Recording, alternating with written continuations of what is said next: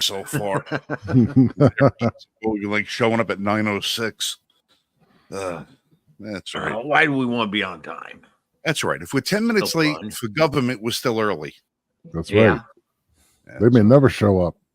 And when they do, they say they're here to help. So we don't like that. Yeah, please don't show up, government. Hey, ladies and gentlemen, it's 9 p.m. on a Friday night on March 15, 2024. I'm Frank Johnson, co-founder of the Liberty First Foundation and co-host of the weekly Roundtable with my cohort, Michael Marshall, co-founder of the Liberty First Foundation, Michael Vasquez, Dragon of the Bronx, New York's only true independent journalist. And, of course, our buddy Dal Grimm has joined us for this week's edition. So it's been a fast-paced week that I have not paid one bit of attention to. So, I have caught snippets of the news here and there and here and there. You can't keep up with this shit. No, it's you just can't. Moving.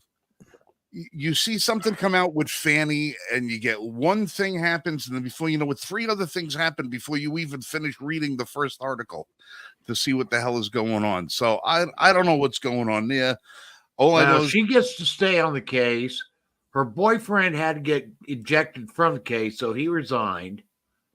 They was it 6 or 9 charges? 6 that they basically threw out because they didn't know how to write up the charges. It was too vague. I think they said it was too vague, the charges they were making, specifically around the phone call that Trump made when he was calling the Secretary of State to say, hey, where are all the votes for me? Basically, what the judge said was that the prosecutor did not say how Trump was trying to get them to violate their oath of office. Right. Because perhaps he didn't. Well, yeah, but they can't say that. Okay, and as a result, it was too vague because essentially you could get anybody on violation of oath of office. Especially right now. Yeah. Yeah. But if they're coming across with something and saying it's too vague, then shouldn't it be just dismissed? Because if it was too vague to bring the charge, not in a vague sense, enough? they were dismissed. The judge threw out those charges. They can't. The only way they can go after those charges, go through go through appeal, questioning why those charges were rejected, or to go through another grand jury indictment for those charges specifically. And right now, it's probably easier just to maintain the other 10 charges that are currently being entertained. It's all a waste of time. We've already seen the corruption. The corruption has been proven. It was hidden, which means that not only was it a matter of corruption and abuse of power, but then there's a conspiracy to hide this from the public because they lied publicly and got caught publicly. Evidence has already been shown. So there's an old adage: the root of the tree is the poison. You don't go for the leaf, you go for the root. This is the root of it. The root of it is these people who lied to the public, abused their power of office, have a personal political agenda, are trying to punish the public by removing the ability of the public to make a choice, as is their right by both the Constitution and Declaration of Independence. That's the root of this whole thing. Everything else is meaningless. I think the reason why the judge ruled the way he did on Fani was literally to make it so that it looked like he wasn't being partial to Trump. So he did enough ruling where they did get penalized a little bit, but not enough to completely remove her from the case. But see, that's playing politics. It is.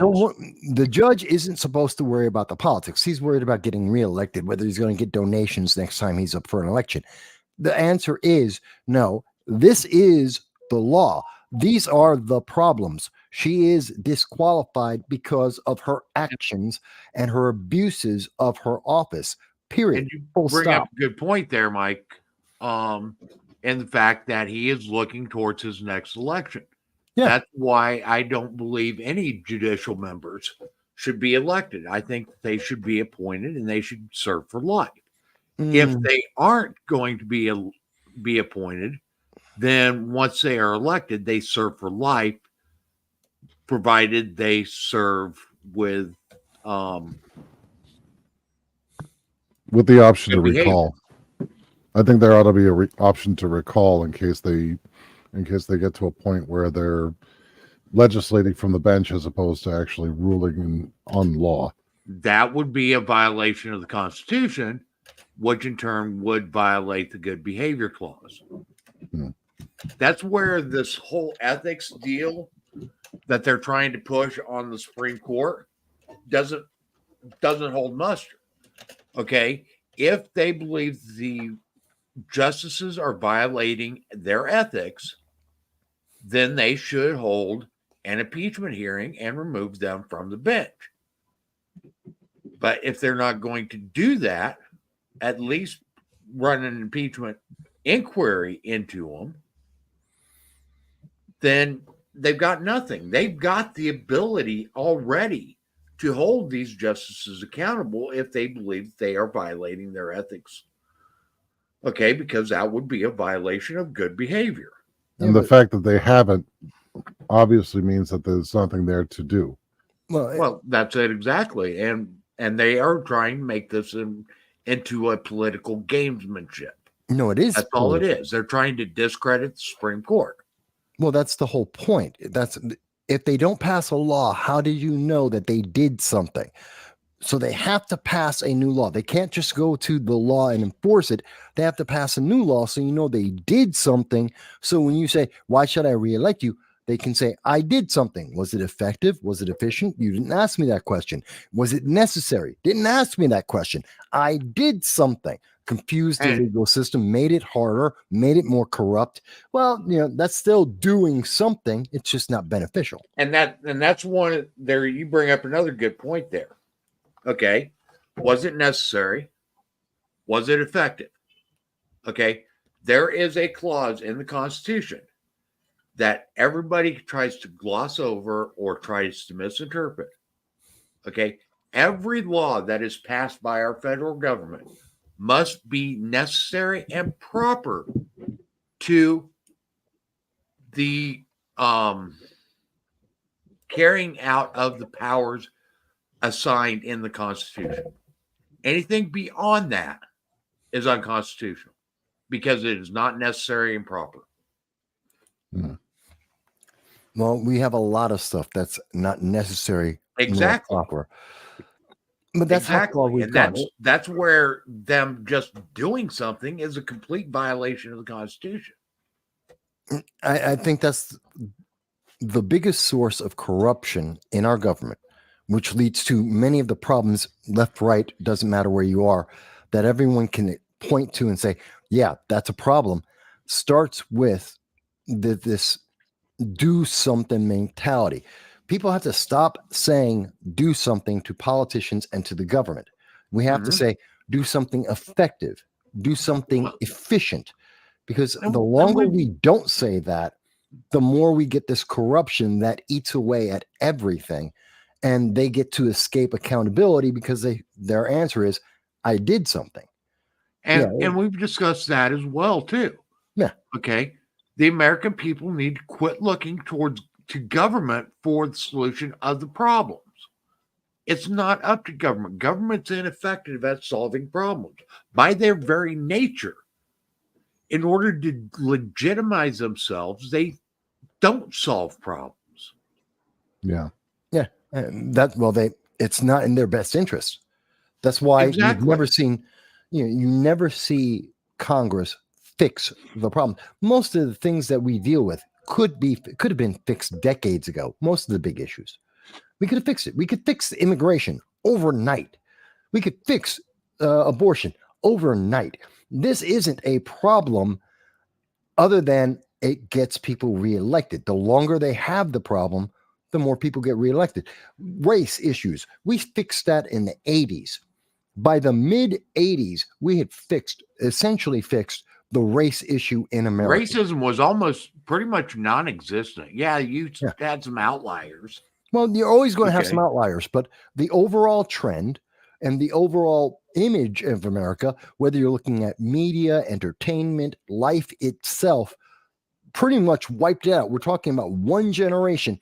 We essentially wiped out racism in America, and then we had to bring it back. Al Sharpton, the left media had to bring it back. Why?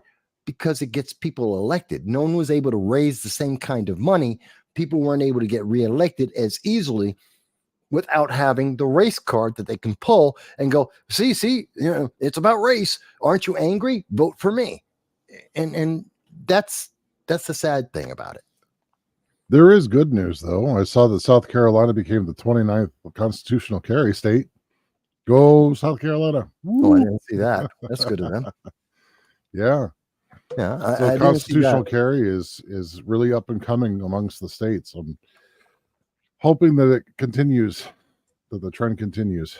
Actually, Jan, in modern day, the 80s were probably one of the freest times in our history because most people thought, if it's not bothering me, why should I care about it? For the most part, yeah. Okay, if it wasn't bothering do whatever the hell you want. If it's not bothering me, if it's not violating my rights to do what I want to do, then go have a blast. I could care less. Okay, that was pretty much the 80s. Yeah, that was pretty much the 80s. And look at where we've gone from there. We've gone backwards. I mean, we now have self-segregation or safe spaces, whatever you want to call it. That's going back to the 1950s. That's the worst of the Jim Crow. It's just now it's voluntary, so it can't be bad. And it's black people doing it to black people and whites, so it can't be bad. Yeah, it's still segregation. It's still racism. Go ahead. During the 80s, if I'm not mistaken, now this is when I was coming up. I remember the 80s being the moniker for the 80s was the me decade. You know, it was me. Everything was about me. When you looked at movies like Wall Street, and it was the me generation. Greed is good. There was a lot of focus on the 80s on individuality because people had opportunities at that time to make strides for themselves independently of what other people were doing. People were learning how to work the markets. It was entrepreneurial season. Mm-hmm. Everybody was making money. Everybody was doing stuff. And I think everybody got so introspective, looking at how they could benefit things for themselves, that a lot of the problems, the superficial things that people were looking at outside of that, kind of went their own way. So like you were saying, Marshall, you're saying, if it didn't bother me, I didn't think about it. Well, that could really be attributed to that mentality that people had in the 80s, that it was about me. This is my world. I'm making my way in it. I'm going to fight for what I want to get. I'm going to become as successful as I can become. They didn't care about what the other guy was doing.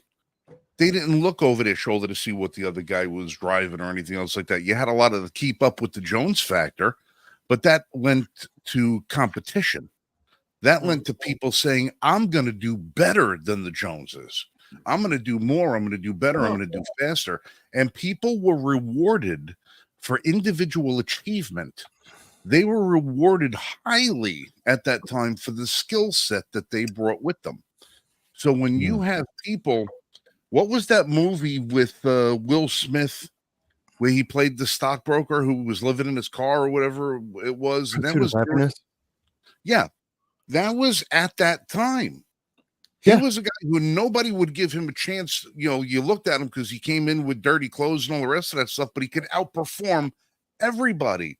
And he made a huge name for himself. He did there were more millionaires made in the 80s per capita than any other decade in American history, except maybe when you get into the tech sector with the .coms and stuff like that. Yeah, the late 90s, early 2000s. Yeah, and a lot of that was bubble money. A lot of that was bubble money. 80s millionaires, those were long-term monies. The bubbles, those were short-term money. A lot of people got rich, got broke just as fast.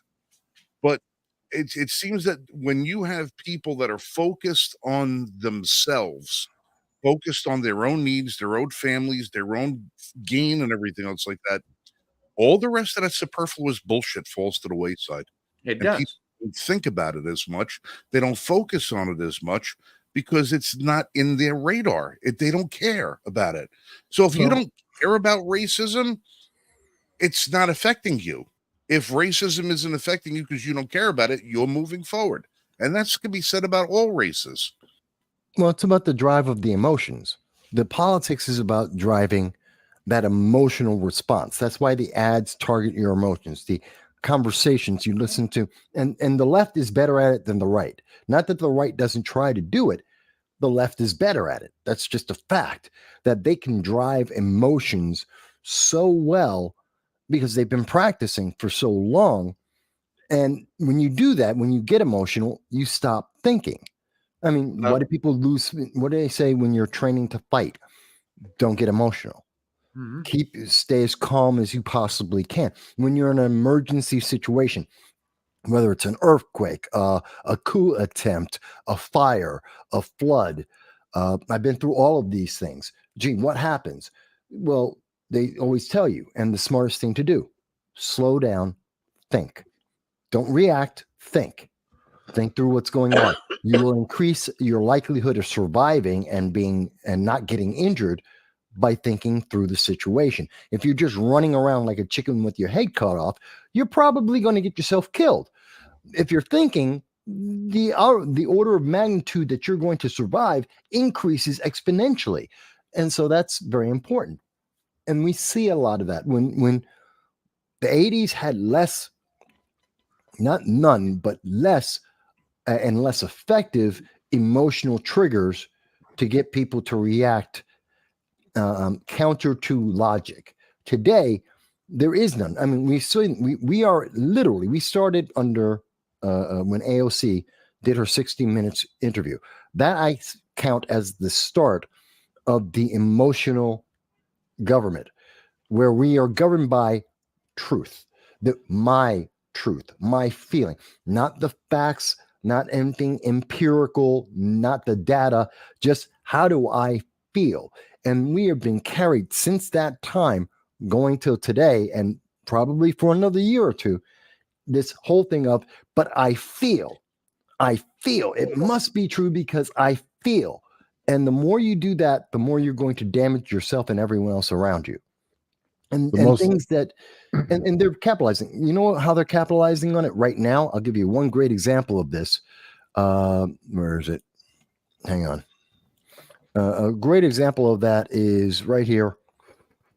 There it is. You see that? Who is that?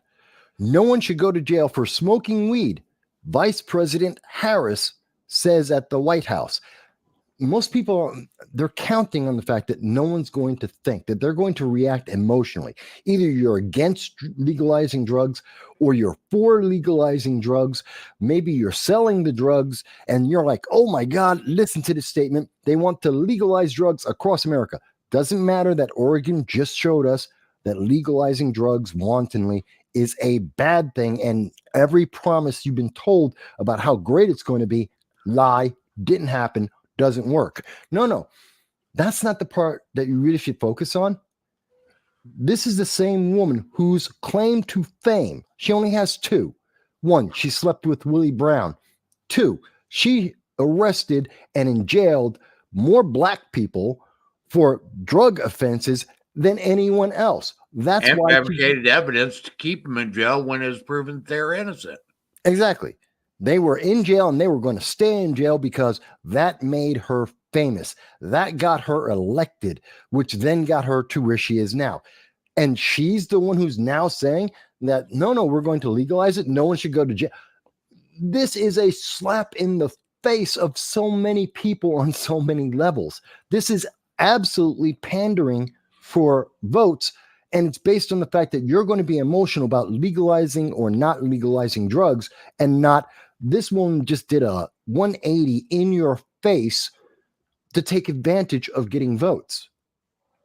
That's the problem.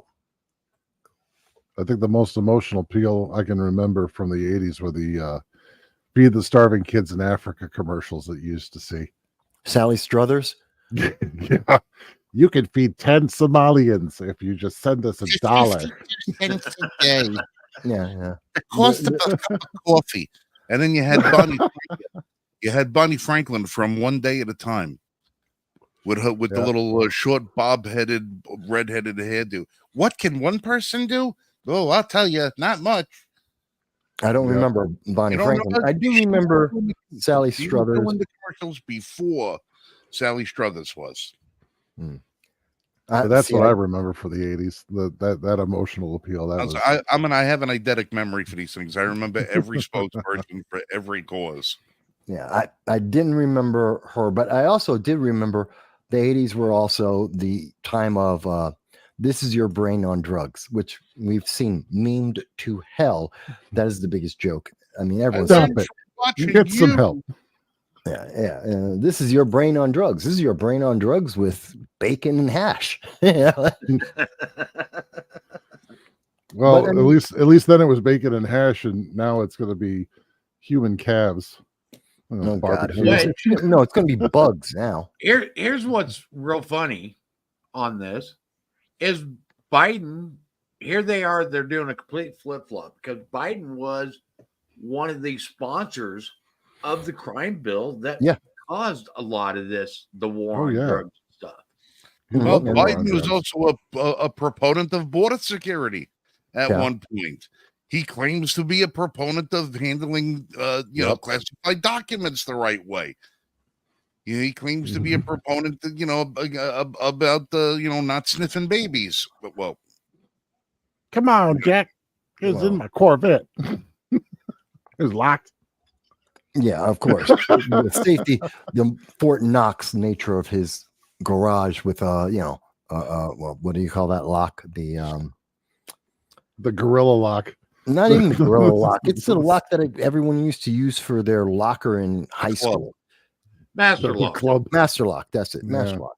I mean, come on. It's ridiculous. But I mean, I can't think of a more blatant example than Kamala turning around and using drugs and the position of the government on drugs and selling this. It's the same thing as when they're trying to get the college students waiving the loans.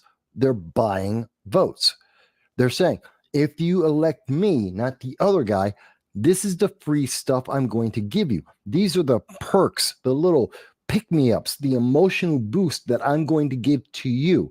Mind you, this is like any addiction. It's temporary. Oh, you feel good about having drugs. Fantastic. By the way, you're ruining your life because while you're high, no problems. Then you sober up and life is still there. The problems you tried to escape are still there. You still have to deal with them. And now you have less money and less time to deal with those problems.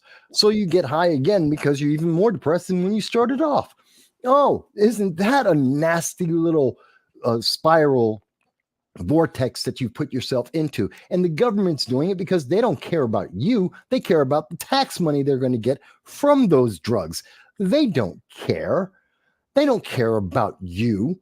Kamala Harris doesn't care. She will throw people in jail or let them out of jail, whichever one gets her a vote. She doesn't care because she's done both. And it's so obvious to us. And the mainstream media is not turning around going, this is hypocritical and it's insulting. And where do you really stand? Are you doing this just for votes? They will never ask her, you're doing this just to get votes, aren't you? They'll never ask her that because the only answer she can give is yes. Well, it's a twofer for the government if you think about it. Because look, if they legalize the drug, right? So they go out and you go to a dispensary, a federal or a state certified dispensary, and it doesn't get legalized at the federal level, but it gets legalized at the state level like it's currently been. But they keep the gun laws on the books about controlled substances. They can reach right through and they can disarm you. They can throw you in jail for having a controlled substance and trying to exercise your Second Amendment right at the same time. They're never going to change that. That's a perfect loophole. Well, they never think through all of these laws. They never think through the consequences of all these laws. We'll talk about in a little bit. Frank in the green room was talking about something. He brought up a consequence of something that Bernie Sanders is now trying to do that, honestly, I didn't even remember it. No one in the news media is talking about it. No one's even thought about it. They won't even talk about what I'm talking about. And Frank brought up a wonderful example of not thinking through the consequences of what they're doing because they're so busy trying to buy votes. We'll get to it. And that's with Bernie Sanders that just happened yesterday. But I mean, it's stupid. And that's why we also have, and by the way, for people who think, well, that's just the Democrats doing that. That's just, what else do we expect from these guys? Let me make sure that it's clear for everyone. It is so embedded into our politics right now that it's not only, according to MSNBC, as you can see, it's also RFK. Mind you, MSNBC, they're using this as a joke. They're laughing about it. But the fact is, RFK is doing the same thing that Kamala Harris is doing. She's doing it with drugs. He's doing it with baseball, football. Aaron Rodgers as VP? No, he's just trying to get through the news media blackout. MSNBC hasn't mentioned RFK Jr.'s name in about 6 months. And they don't want to. There's a news media blackout on him no matter what he does. He's gotten, he's on the ballot in 2, maybe 3 states right now. He's trying to get on to another 12. I don't care if you like him. I don't care if you hate him. I don't care if you're going to vote for him or not. Doesn't matter whether you think he's a spoiler third party, whatever your reason. The fact is he's news. He is ranking 15% in polls in the 2024 election. He's a factor. He should be covered in the news. He should be covered in the news, number one. Number two, he should have full ballot access across the country. He should, but he doesn't. And the news media is trying to black him out so that no one knows about him, no one talks about him, so that he has as little impact as possible. Again, censoring the public's choices, eliminating one of their choices without them even knowing they had the choice. And the only reason why they're talking about this is Aaron Rodgers is too popular, too famous to not mention. They lose eyeballs if they aren't mentioning because everyone else will. And so now this gets him there. This was their I believe this was marketing. I don't think RFK is going to ever pick him for VP, but this is his marketing to get through the news media blackout. Yeah. And that election blockage. I have to say that RFK using his father's old style of the pitch from the 1960s, like that vote for RFK commercial that they had out that had when he was doing the John F. Kennedy thing. Uh-huh. Yeah, that was actually quite slick. I thought I liked that a lot, actually. No, I did like that one. I thought that was well done. But then that pissed off all the Democrats, especially the Democrats in his family, who have a lot of power in the DNC. And so they had to denounce him on it. But he was in his right to do that. It's, again, this is the gamesmanship. This is the corruption that we're seeing. And this is how it's eating away at people, taking away our rights. It's sad that to know that Kamala Harris would throw you in jail as quickly as she would release you from jail if she can get your vote. She doesn't care. Whichever one gets her the most votes, she'll do it. I wouldn't be surprised if New Hampshire actually voted for RFK, just as sort of like a screw you to the DNC based on what they did during the primaries to basically disenfranchise the Democrats in that entire state. No, that won't happen because we already see. It's like what we saw in Super Tuesday when Michigan, 100,000 voters in Michigan voted uncommitted because of Rashida Tlaib, because they hate America and because they're pro-Hamas. And because it was 100,000, that 100,000 would have put him tied directly with Trump in the Michigan primaries, even though they're not raised against each other. So to get back that 100,000 voters that he needs in Michigan, State of the Union, he's talking about building a port in Gaza. He's aiding and abetting people who are actively killing Americans and torturing Americans as we speak. That's just insane. And that's because he needs that 100,000 votes. So if they're willing to do that for 100,000 votes, there's a lot more people who are smoking drugs. Look at all the states that have legalized marijuana. Yeah, they will either threaten them with going in jail or releasing everyone from every other jail if it means they get those votes. They are willing to do anything. Oh, destroy the economy by wiping out college debt? Don't care. Does it get me the votes? Oh, get someone who's unqualified for public office. Aaron Rodgers, he plays football, never had a real job in his life, has nothing to do with politics at all, other than a couple of tweets. Oh, yeah, that's the reason why we want him to go to North Korea and have a conversation with Kim Jong-un. Yeah, that'll work out really well. Are we stupid? The average American isn't, but this is what they're doing because they're assuming we're not going to ask the question, is it effective? Is it efficient? Are you accountable? And as long as we don't ask these things, this is what they're doing. They're destroying the Constitution before our eyes. I mean, if anyone in chat thinks I'm wrong, please let me know. If you guys, in the panel, you think I'm wrong, let me know. Actually, that whole Hamas support ties into another issue with the recent ban on TikTok passing the House and how it has bipartisan support. Believe it or not, TikTok has actually been fundamental in pushing a lot of pro-Hamas propaganda. I believe it. And they've actually seen a rise amongst the youth getting most of their information about the Israeli-Gaza conflict from TikTok. So this bipartisan support is actually a reaction to a lot of electoral loss because the support is going away from the current administration because they being the TikTokers do not see the current administration as being supportive enough of their wishes for Gaza. So they're losing a youth vote there. So they want to ban TikTok so that they can get that youth vote back and control the narrative. And that's never been more obvious than Chuck Schumer, who he panders towards New York Jews for every election. Yeah. It's one of the major segments of New York voting, especially in New York City, and most of the donations.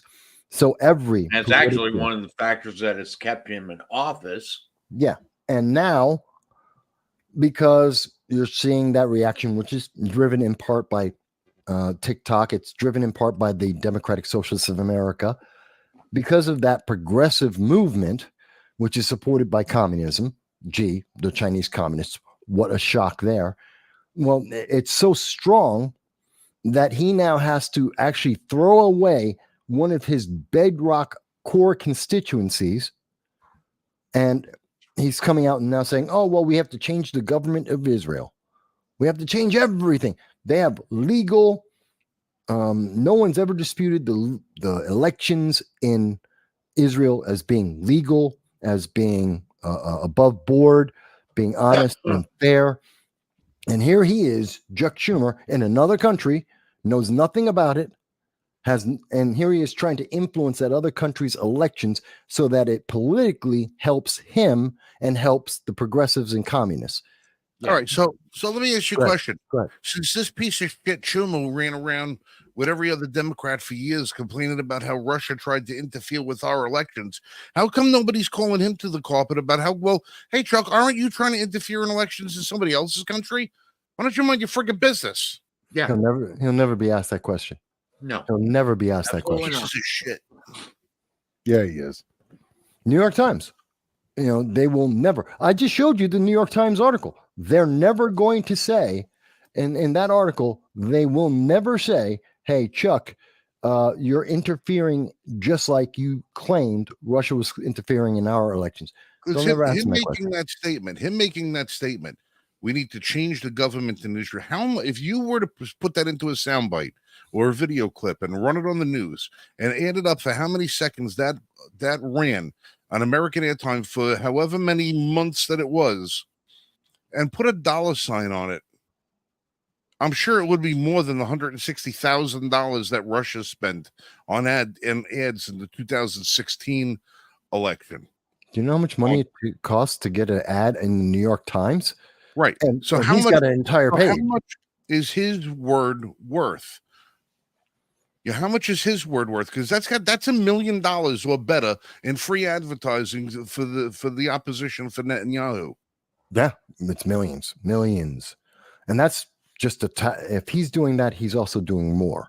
And he also is putting pressure on Biden to also take that same stance and to put pressure on, and he has been putting pressure. In fact, we now know Biden has been talking to the opposition of Netanyahu in Israel, trying to make a deal with them. So that's just come out. So, and all of this is to help Hamas, a terrorist, internationally recognized terrorist organization that killed 34 Americans and has captured and is torturing, sexually abusing Americans right this second. And he is helping them. This makes no sense.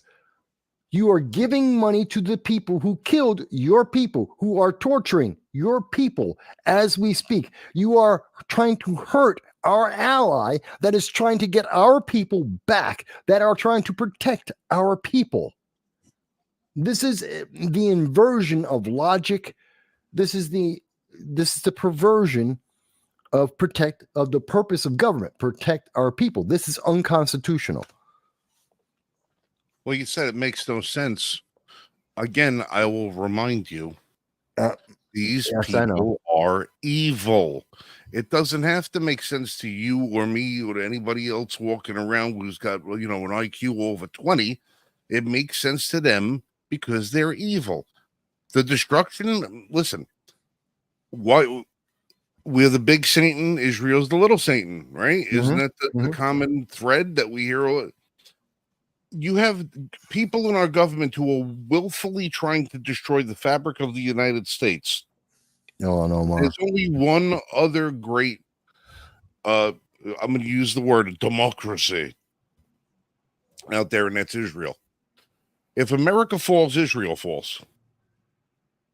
Yeah. Simple as that.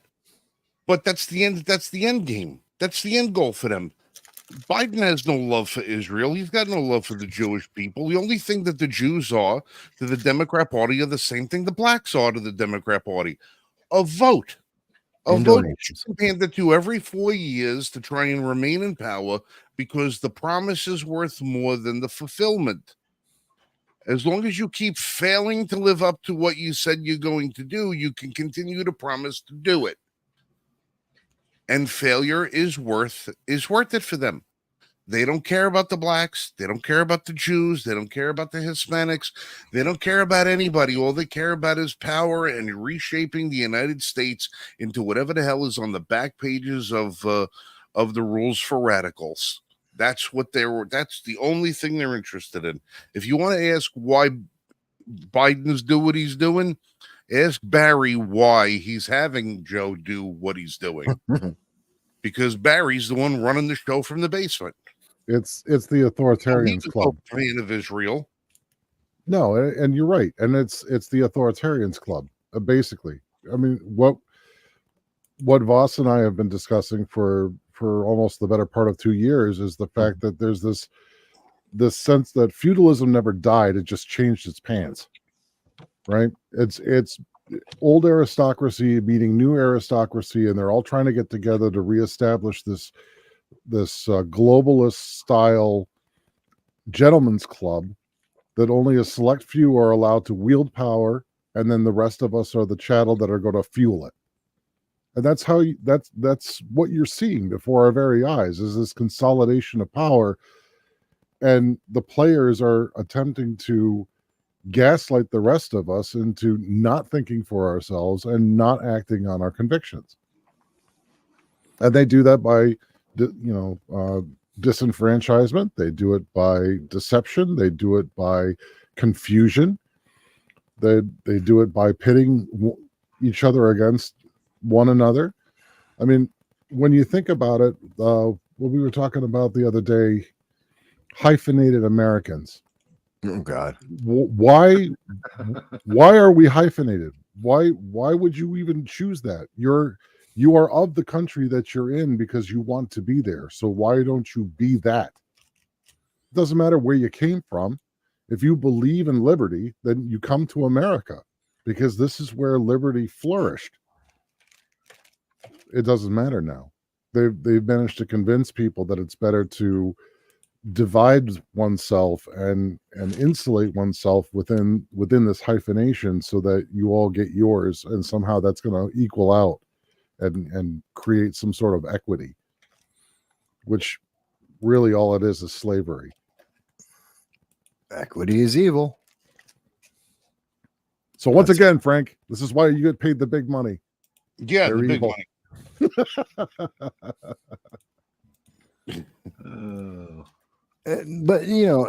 But tell me I'm wrong, guys. I mean, am I wrong in what I'm saying in the way that I am present? And we're able to present evidence of this. That's the thing. It's not just like, oh, this is my conclusion. Here's the evidence that gets me there. And the evidence is in front of our face. Isn't it the best kept secret is an open secret, right? The best kept secret is an open secret. It's not a secret. It's all out there. It's just people are not looking at it, because even though we can talk about it, what do you really do about it? You don't vote for them. You vote for someone else. Whether they say it's a legit vote or not, vote for someone else. If you're a Democrat and you absolutely have to vote Democrat because you can't possibly vote for an independent like RFK or a libertarian, like whoever the libertarians pick, or God help you, a Republican, whether it's Trump or anyone else, then vote for a different Democrat or vote for Mickey Mouse. I don't care. But you have to do something different. If you're doing the exact same thing and then have the same complaint afterwards, you failed. Well, we are literally living the definition of insanity right now. Yeah. We're all in the madhouse.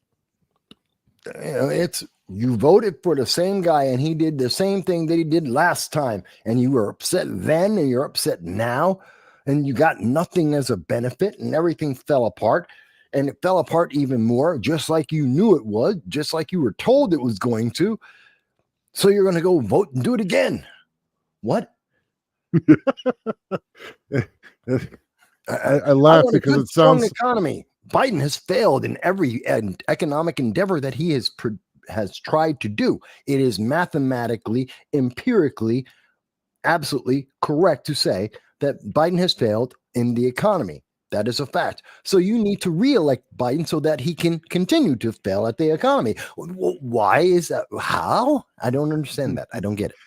I laugh only because it's true, and it sounds so ridiculous coming out of our mouths when we talk about it, but it really is that way. And it just is going to continue. I've had this conversation with many, many, many Democrats, progressives, and liberals. And yes, they're all three different things, even though they're all under the same ticket.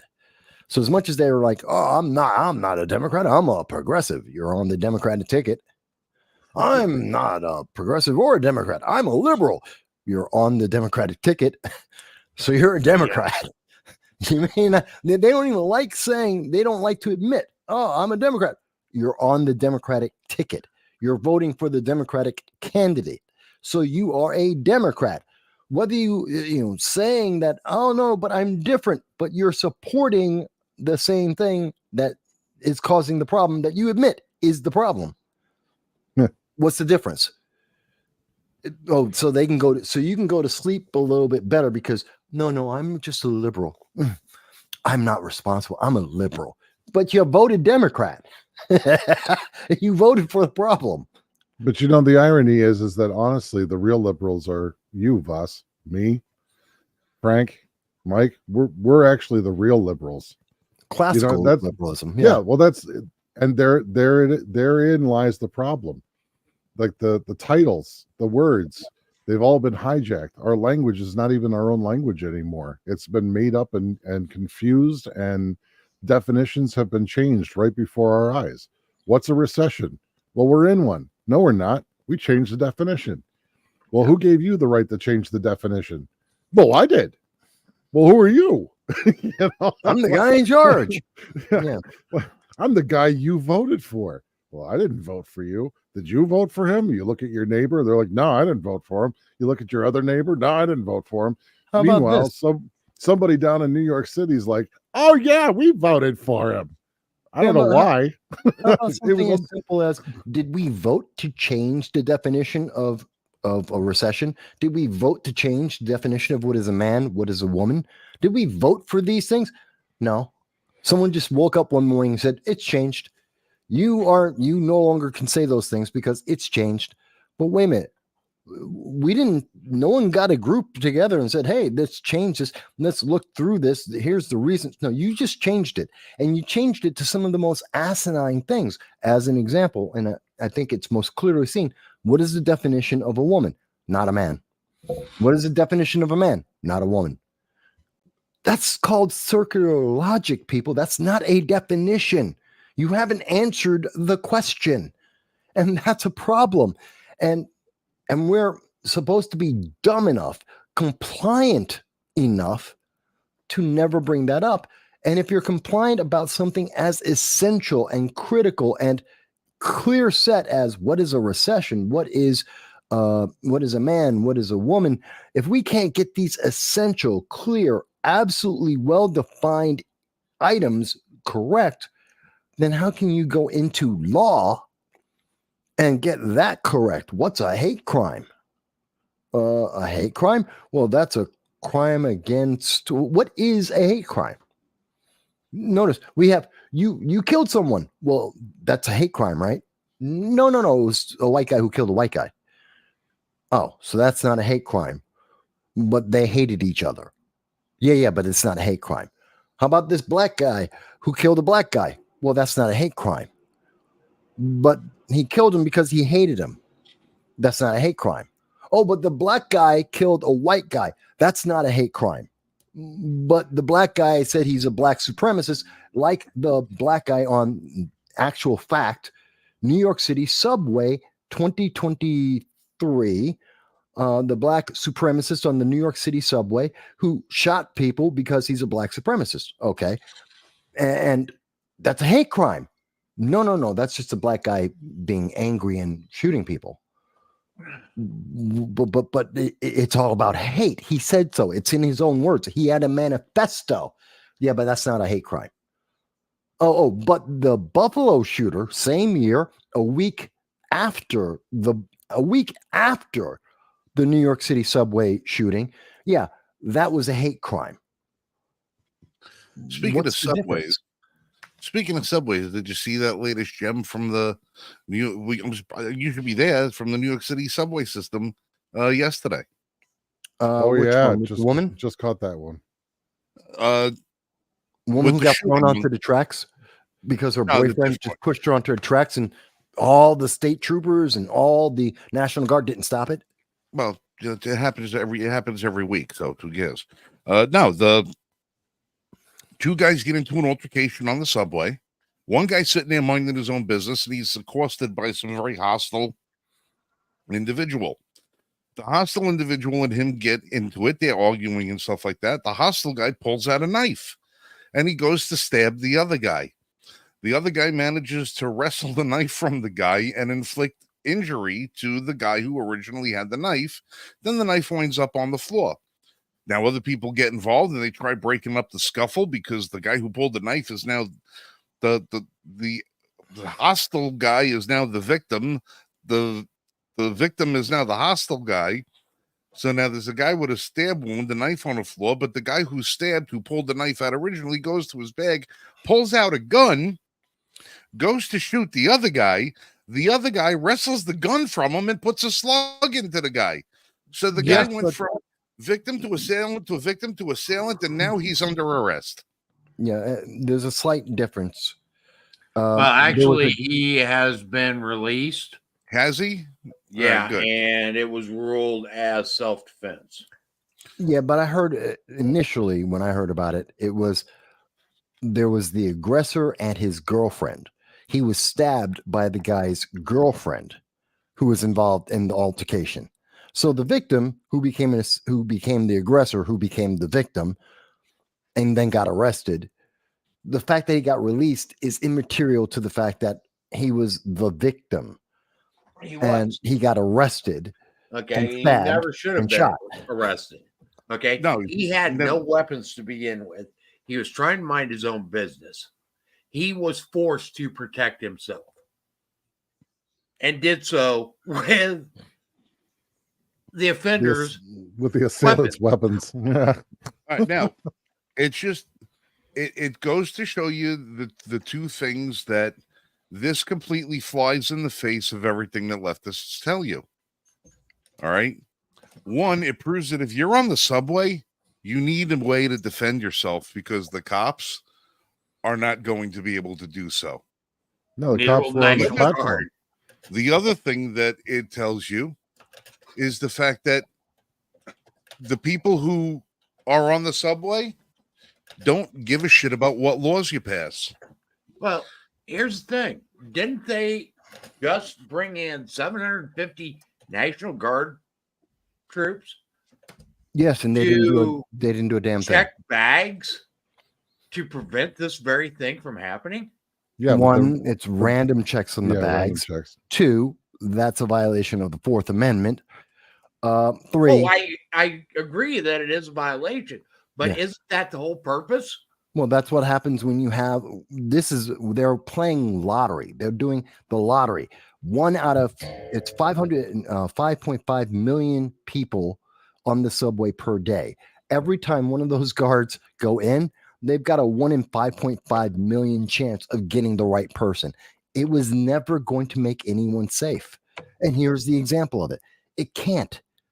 You can't make people safe by putting them in a police state, which is what they've effectively done.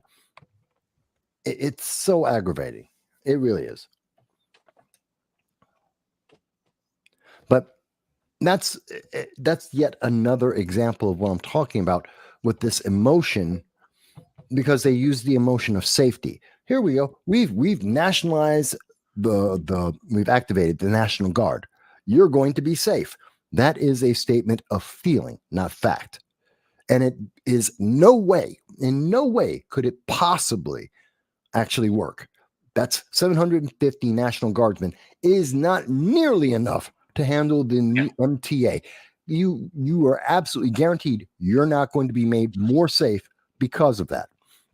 And there's 5.5 million bags that they're trying to illegally search. There's no way they can cover that. There's a proposal, and Hochul is pushing this, where in certain stations, heavily trafficked stations, the bag checks will be mandatory. Can't be. I know she wants it to be, and she wants to get that. Can't.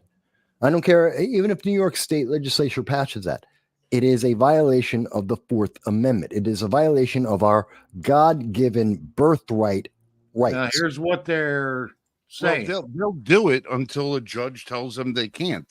And you're not going to find an activist judge in New York who's going to go against her. Someone's going to have to bring suit, and it's going to take months for it to take place before somebody actually hears. It's going to take more than months. It'll take years.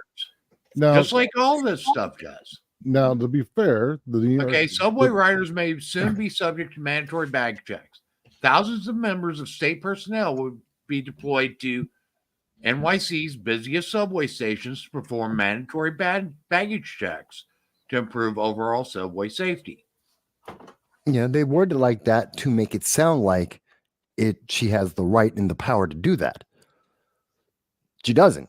I don't care even if you get the New York State legislature to vote for that. That still doesn't give them the right to do it. They don't have that right. They can't do that. No, but they're going to do it anyway.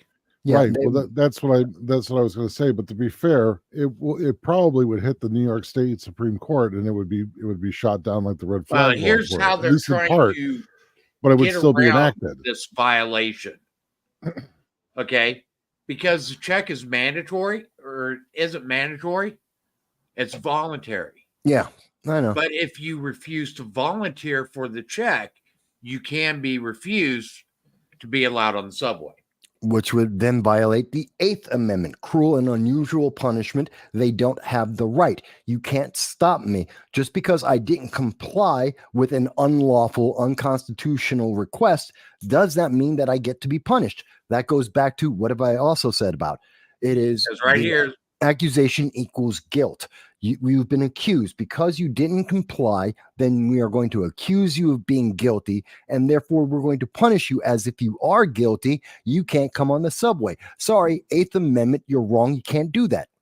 And I can't wait until the day they try to stop me with that, because my answer is, hang on, I just need to turn on my phone because you're going to wind up arresting me.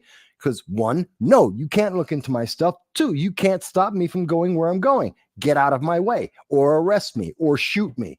One of the 3. Well, okay, so this, I don't even know when this is dated for sure.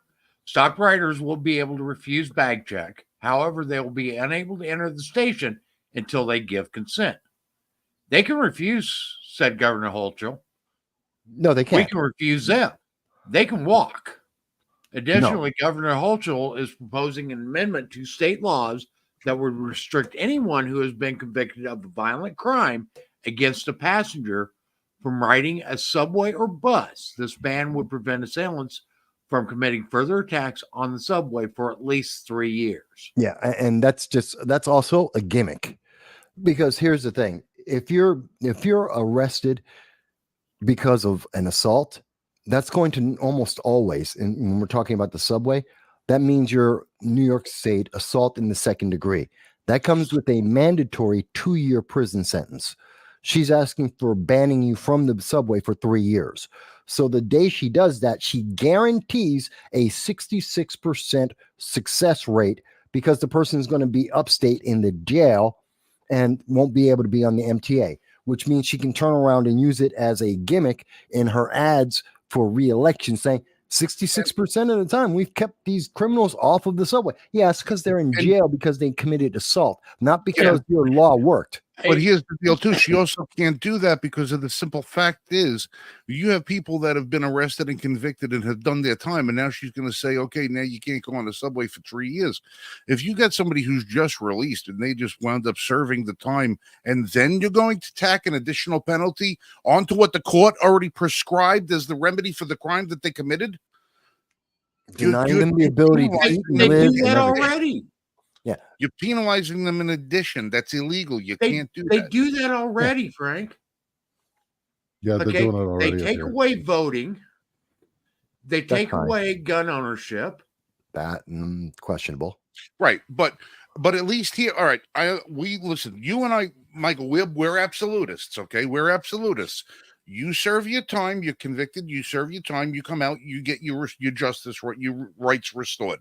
We are on the same page about that. However, if a guy 5 years ago committed a felony, and he's aware that by committing a felony, if he gets caught and tried, that's the law as it was 5 years ago, that he's not going to have his ability to do that, is one thing. But somebody who was arrested 2 years ago for assault on the subway, and they know that the punishment is going to be they get 2 years in jail. That's what the punishment is. When the guy gets out, you can say, oh, by the way, we're also going to tell you can't ride the subway for 3 years. Well, you can't do that. You can't add more penalty onto something that somebody's already served the time. Double jeopardy. And what has already been adjudicated. It's been adjudicated already. You can't add it. It's like saying you're going to add a fine after the fact. You're adding a fine after the fact, and that's illegal. Right. You can't do that. Right, but what Voss was saying is that the reason Hochul can make a 3-year ban on the subway is that she knows that for 2 of those years, that ban is going to be in effect at the same time that guy's in jail. So it's almost 66% of the time it works every time, right? Right. So it's going to be one of those things where she's going to be able to point to it in an election year and be like, I kicked them off the subways, they're gone. And then the third year, a year goes by, and then all of a sudden this guy that was put away for an assault on a train, who was banned from it for 3 years, suddenly shows back up. And they're like, wait, we thought you were in jail. You couldn't be here. You're banned off the subway for 3 years. Well, I spent 2 of those years in jail. Now I'm back, baby. Give me your money. And then it gets even worse, because the more you try and enforce that, well, now you're denying that individual the ability to go to work, to make a life, to try and correct their life, have a honest livelihood, to pay their rent, to pay their bills, to feed themselves. And you're now denying them that because they can't try. New York City, everyone rides the MTA to get to work, to get food, to live their life. And you've just denied them that opportunity to live their life, which is directly in your basically saying, go commit a crime. And once they start to commit the crime, which is get on the MTA to go to work, well, then if I've committed one crime today, how many other crimes I might as well keep rolling the dice. Because once they catch me on the MTA going to a job or going to the movies or seeing my mom who's sick in a hospital, then since they're going to already put me back in jail, might as well commit the next crime because I'm already guilty. And it doesn't stop there. So this is the problem. This is why I hate what Hochul has done, and the fact that no one has stopped to ask her about it. The consequences are so much bigger. And the news media, they're not stupid. These guys who graduated from Harvard, from Cornell University, from Bingham University, where they got indoctrinated in the proper way to think, they know this is the consequence, and they won't ask the question so they don't have to print the answer, because they're trying to protect her, because they want the progressive ideology.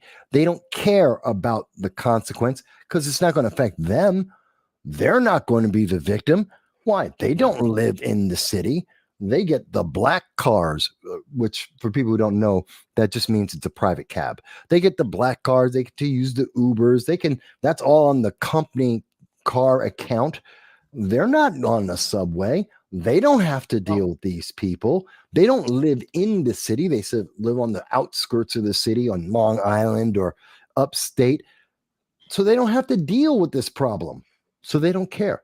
This is the problem. This is how the rot eats away at the Constitution, at our rights, at our ability to have a society that's stable. And they don't care because it keeps them in power. So speaking of Uber, okay. Did you hear that Uber and Lyft are no longer going to be operating in Minneapolis? No, I didn't hear that. Why? Yeah. What happened? None of black drivers? About to suspend service in Minneapolis. The announcement comes after a dramatic back and forth tussle with the city leadership over the past year, which boils down to minimum wage pay for Uber and Lyft drivers. Oh, no. Okay, basically, the city council of Minneapolis was going to require Uber and Lyft to pay a minimum of $1.40 per mile and 51 cents per minute rates that cities would approximate would add up to the drivers earning a $15.57 minimum wage after expenses. So in other words, they were going to regulate them like a taxi company. Yeah. Yeah.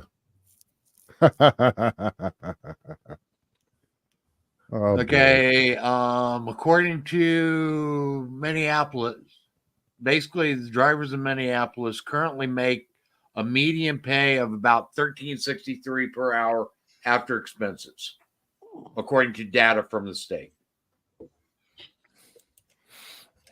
Yeah, it is insane. Some of this stuff, I don't know. I was gonna say let's do a little thought experiment here and kind of play out what would happen if Hochul is able to go ahead with this 3-year ban.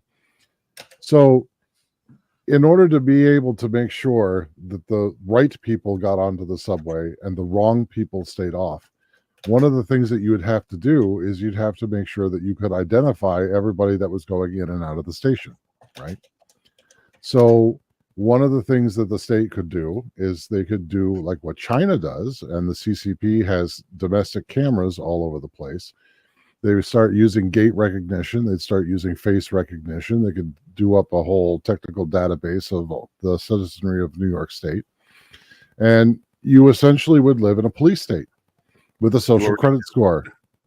Well, it would be. But what I'm saying is it would be so pervasive that just like the CCP has done in places in China, you break the law, your whole likeness goes up on a billboard, and the entire community is now aware of you, and you are shamed publicly.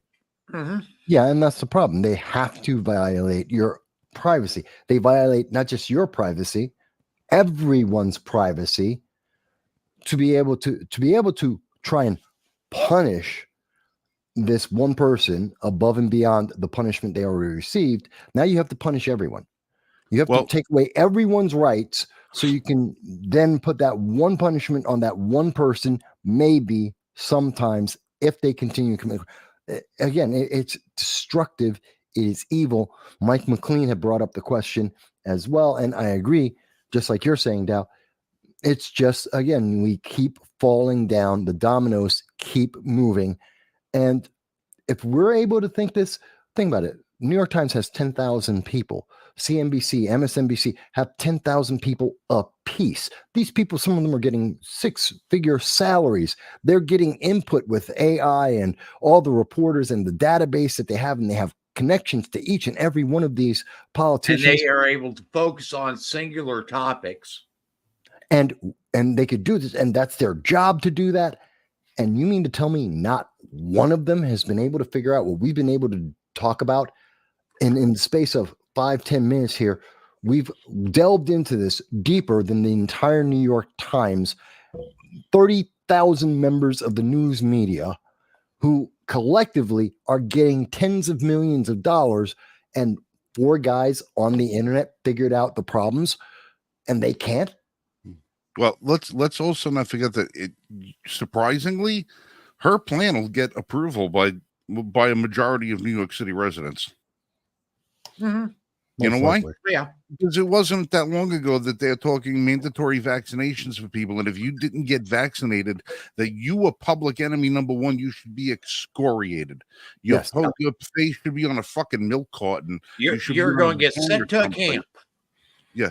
You need to be re-educated. And all the rest of stuff. They were all fine with, if you didn't want to get a vaccine, of having police services, fire services, ambulance services, medical services, not allowing you to go to the store, not allowing you to go get food, not allowing you to have deliveries to your housemate. They basically wanted to starve you to death if you did not comply with their mandate to get vaccinated. Vaccine ID cards, if you wanted to travel, you got to get on a bus, a train, a plane, a boat, a canoe, whatever the hell they wanted to do. You had to have a vaccine ID card to do it. And the people bought into it. They bought into it and they loved it. They loved it. It was their little clique. Ooh, we're vaccinated. You're not. Oh, you're not with the in crowd. You're not with the in crowd. And now they're going to try this crap, and they're going to do. Oh, sure. Let's isolate people so that they can't get on the trains. Oh, you don't want to show your bag? Oh, you have to walk. You have to take a cab. Oh, wait, you got to go from downtown to midtown? Sorry, go take a cab, but you're going to have to incur that midtown fee, that additional tax to cross in your own island. You have to pay a fee to go from Midtown to Uptown, or vice versa. It's all a friggin' sham. And the people in New York City are friggin' sheep. They're sheep. They honestly, they put the blinders on, they put the feeder wrapped around their face, and they don't give a damn. They don't give a damn. Stoplight cameras on every corner, speeding cameras on every corner. You walk outside, you fart, you get a fine. Somebody throws a piece of aluminum foil in your garbage can when you don't know about it, you get a $250 fine from sanitation because you didn't adequately police your recycling. But then they come and put all of that shit into the same damn truck. Yeah, I know. It's sheep. New York, listen, New York is getting everything that they deserve. Everything they deserve. Yes, I largely agree with that. But again, it hasn't hit. The problem with, and this goes back to, we've had this discussion about civil war. Is it coming? What will trigger it? Blah, blah. And part of the problem is the temperature, the agitation level of all the different groups that make up what is America are all at different levels. And we're getting closer. Everyone's rising, some faster than others, but we're none of us are there at the same time. And they're counting on that. They're counting that we won't all, a critical mass of Americans won't all hit the threshold of this is too much all at the same time. Because there's too many things competing. And that's why they have equity. And here's the thing, is when you do hit that threshold of this is too much, eventually you become not immune. It's kind of like complacent. Desensitized. Yes, you become desensitized to it. So you eventually come to a point where it's too far, and then you get to a point where you just accept it. Well, that's one of two choices. It's too much, and then either you have to grow to accept it, or you have to rebel against it. It's one or the other. You can't. Well, once you hit that point, there's no other option. It's you either have and to. That's why you have to rebel. Okay, unless everybody hits it at the same critical mass, we'll never hit that toppling point. There's actually 3 points of critical mass when you look at it, and the Soviet Union is actually a perfect example for this.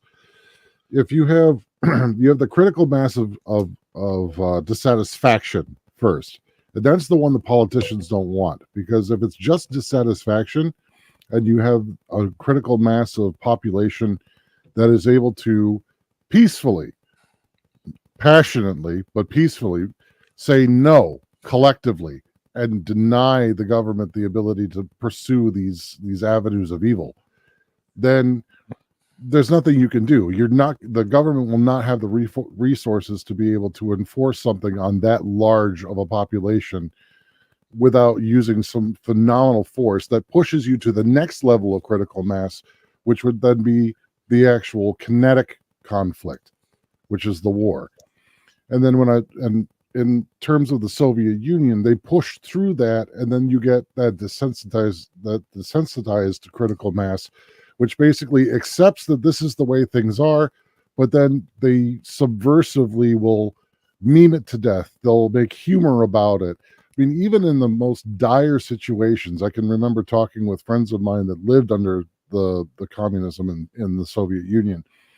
And later they would talk about how, like, if they wanted to criticize a local member of the party, they would have can beating.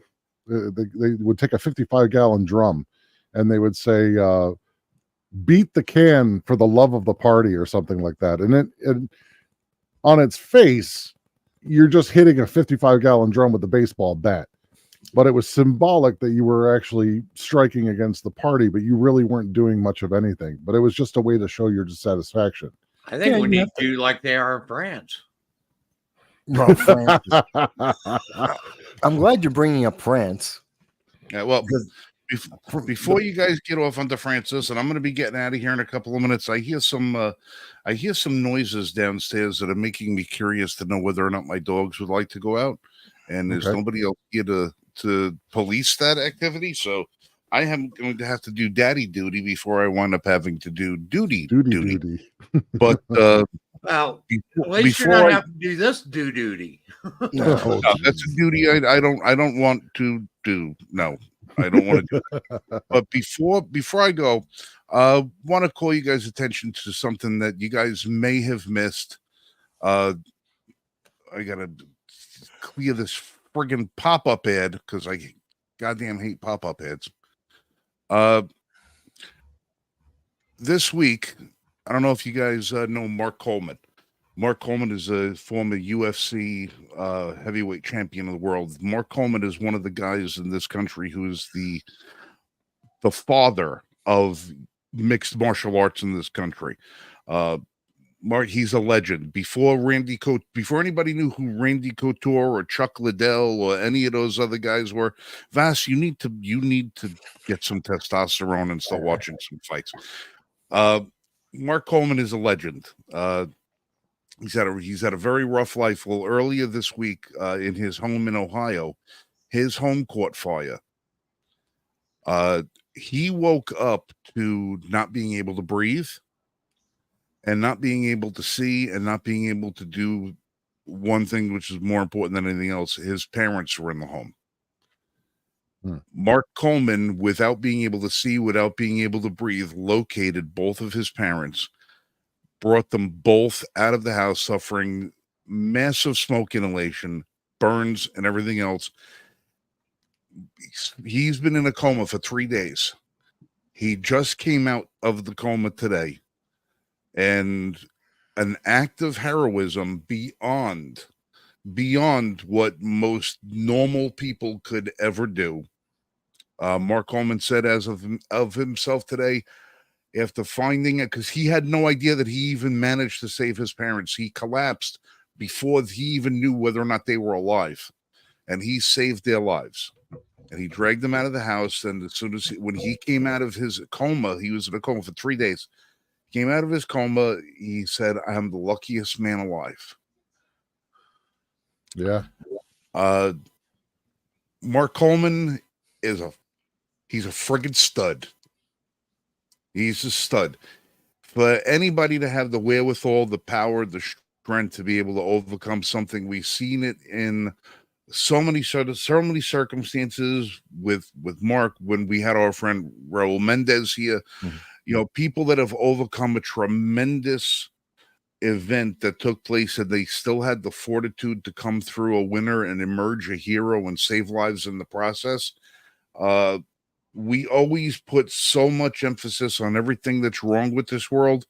We very rarely ever have the time to celebrate all the things that are right and good with this world.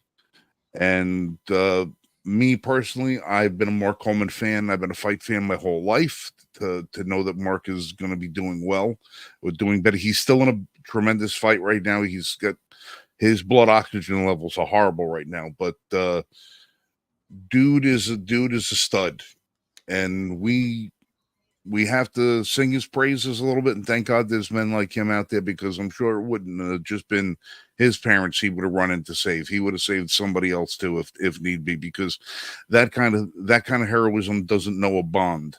All it knows is humanity. Yeah. And so Mark, thank God you're going to be okay. Fight the good fight.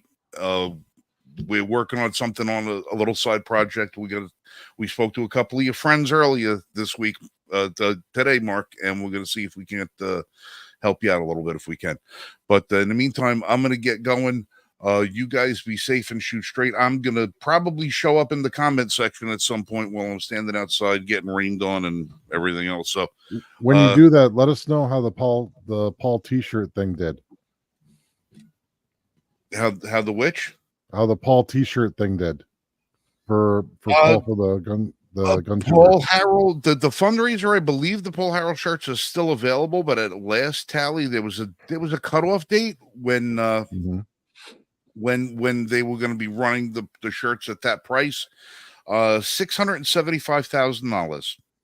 That's fantastic. I believe that was the number. I don't know, maybe I'm putting an extra zero on there or not. I'm not sure. I can't remember offhand really, but I know it was a pretty substantial amount of money that was raised just from the sale of the T-shirts. I know that there was also a GoFundMe that was out there for Paul, but I don't know how affiliated with that he was, or somebody set that up, or a family member or something like that.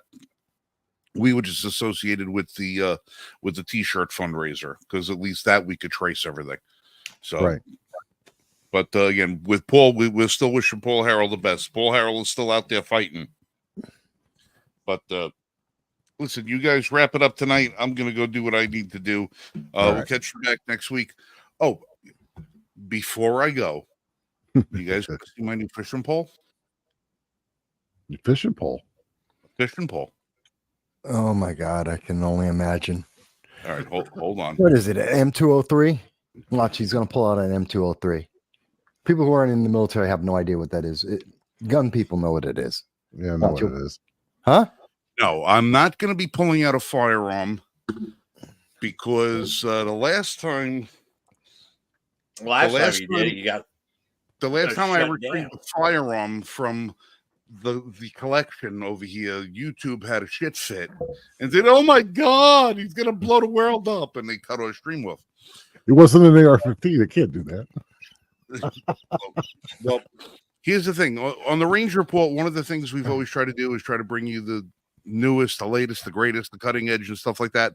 We're going to be doing a little bit of a metamorphosis on the channel. We're going to be focusing a little bit more on the outdoor life and survival and different tactics. And we want to bring it to something beyond guns.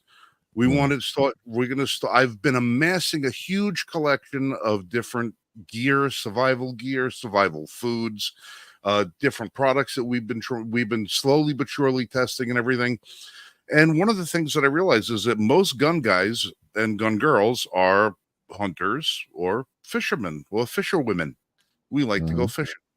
So I decided that I was going to do one better and say I'm going to combine two things that I like: archery and fishing. No. So the Ranger man is now in possession of a fish finding and spearing compound bow. So, oh God, I won't lie. I thought he was going to pull out a compression, like a spear gun.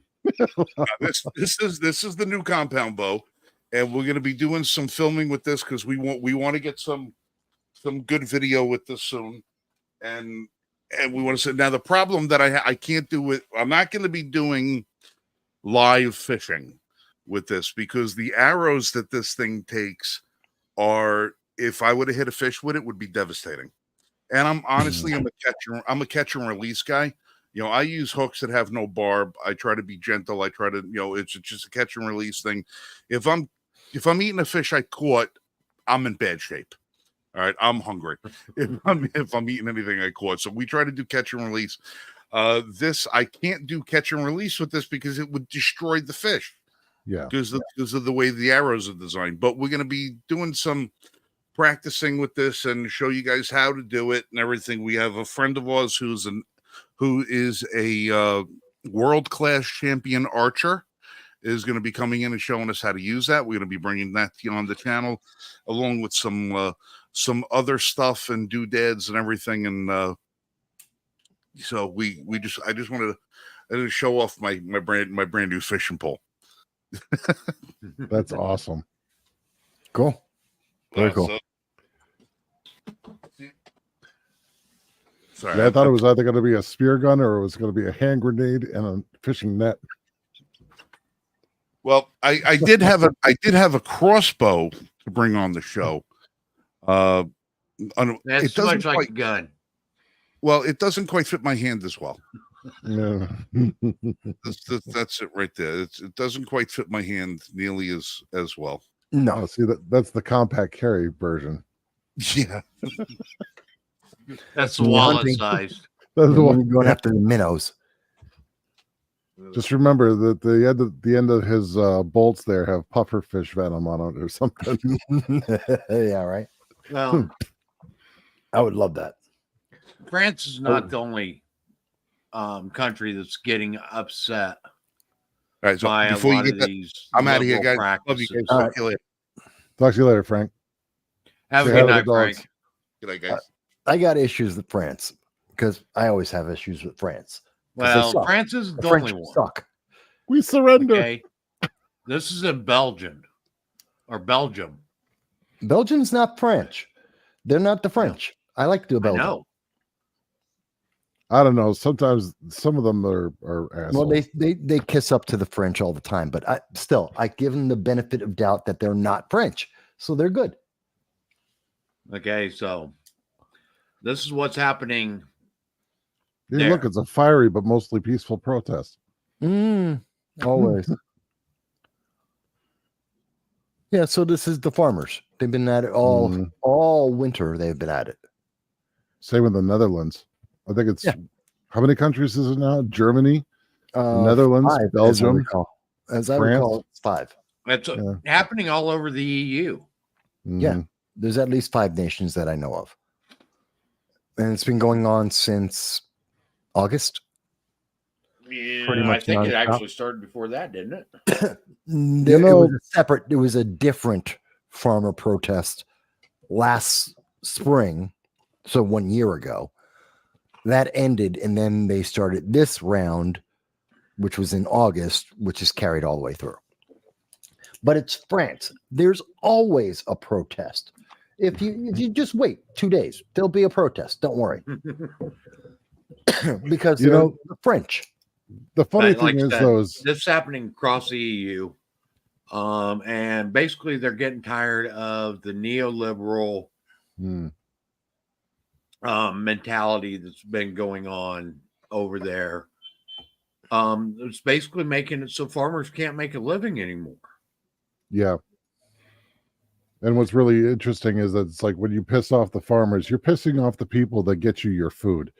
So do you really want to mess around with these people?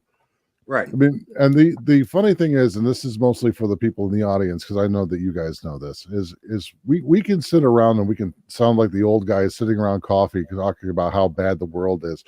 But really, we're winning. Common sense and decency is winning. It's just slow, very slow, but it gains speed. And we are starting to see some things where we're starting to see people start to care a little bit more about what's going on in politics. Yes, but at the same time, we're seeing politicians who are recognizing that, and they're fighting for their power ever so much more. They are. A great example of that is what we saw yesterday. And that was, in fact, come on, I hate this. A lot of the tools that they're using, though, to fight in their desperation causes more people to become aware. So it actually is a bit self-defeating when it comes right down to it. But it's slow. The reaction of the public is slow. Like, we're still going to have to wait and see what the fallout is from the NHS. Did you hear about that? The NHS in England just got rid of what was it? They banned the hormone blockers for children for transition. Finally. So a lot of and they're focusing more on the actual mental problem that has come from this, as opposed to throwing chemicals at it. So a lot of these tools are starting to be taken out of the toolbox that have been used for so long to confuse people and to manipulate people. But the reaction is slow. But here's the thing: all they're doing is going back to the original plan in the first place, which wasn't medicate everyone, but actually deal with the mentality of it, which was the original process that had been going on for decades within the trans community. So they really haven't done anything except stop screwing up the process that was already better. They're just stopping themselves from screwing it up worse. But we are, even as we see a slight bit of movement forward, we see things like what we're seeing now. Yesterday, Senator Bernie Sanders the socialist, self-proclaimed socialist communist Bernie Sanders, who runs on the Democrat ticket, who gets his money from Democrat donations, but yet he's not a Democrat. He's supposed to be independent, has come up with an idea. He stole the idea from, where was it? The idea came up first here. Nope, I got to do it this way. Hang on. I hate this. This takes 3 years to do it this way. I ask you again, why do we not work 32 hours instead of 40?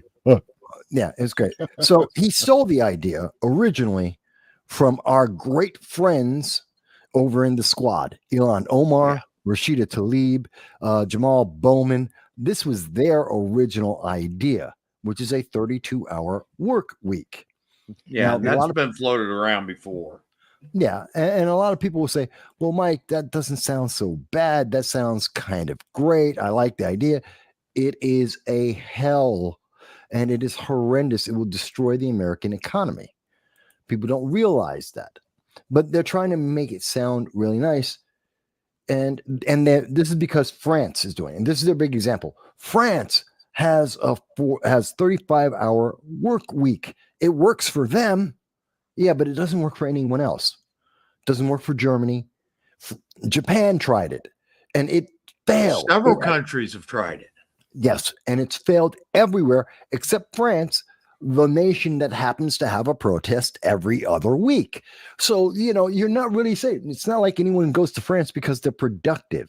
The only thing they produce is protests. They're like the best protest sign country in the world. They can make you a protest sign in 5 minutes for anything you want.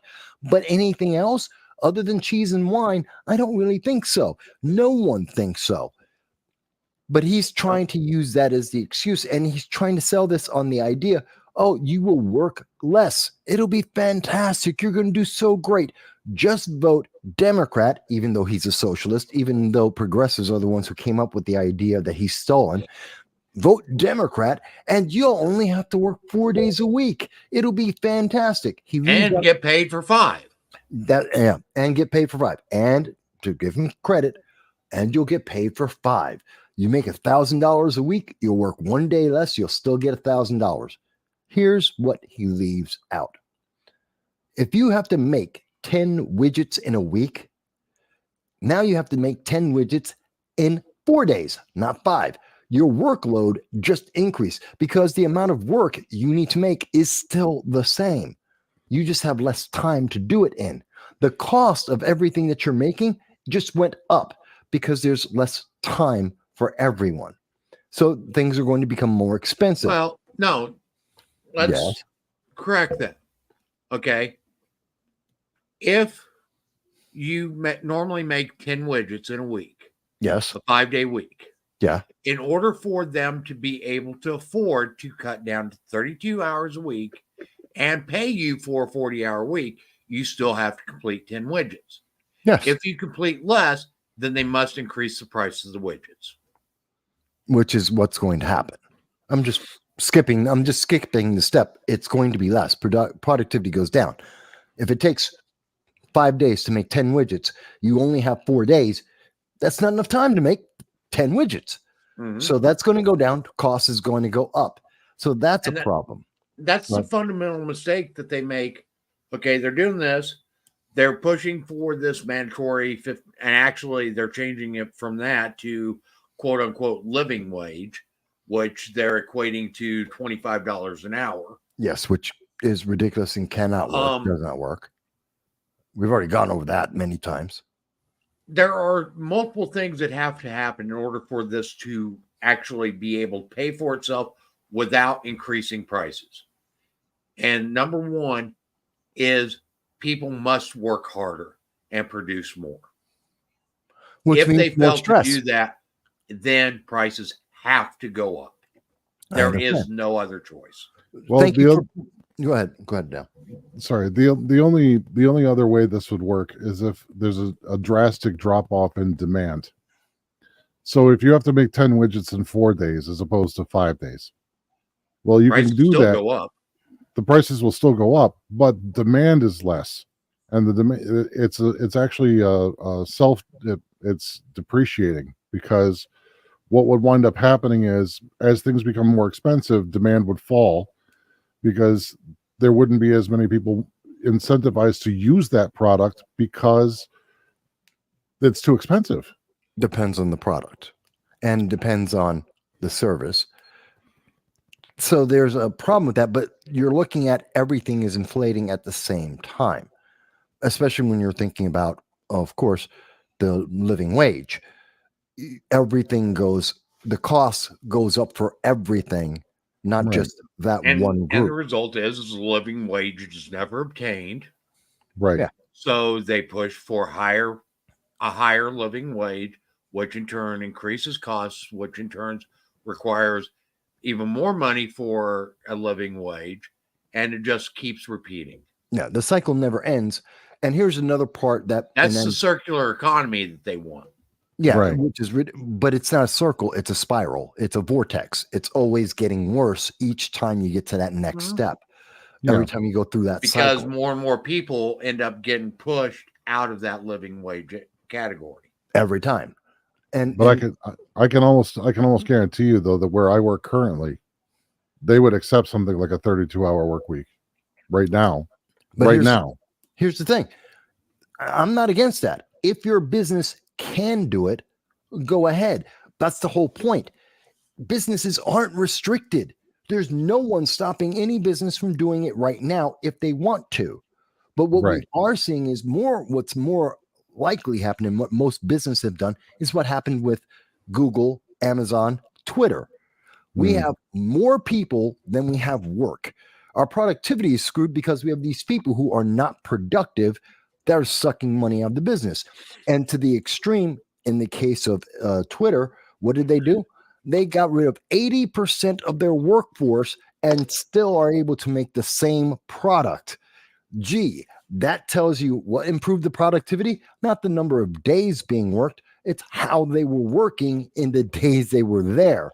That's one of the things. Frank brought up a great point about this, though. Something that I didn't realize, because when I'm talking about, actually, there was one person who did bring this up in the speech. There we go.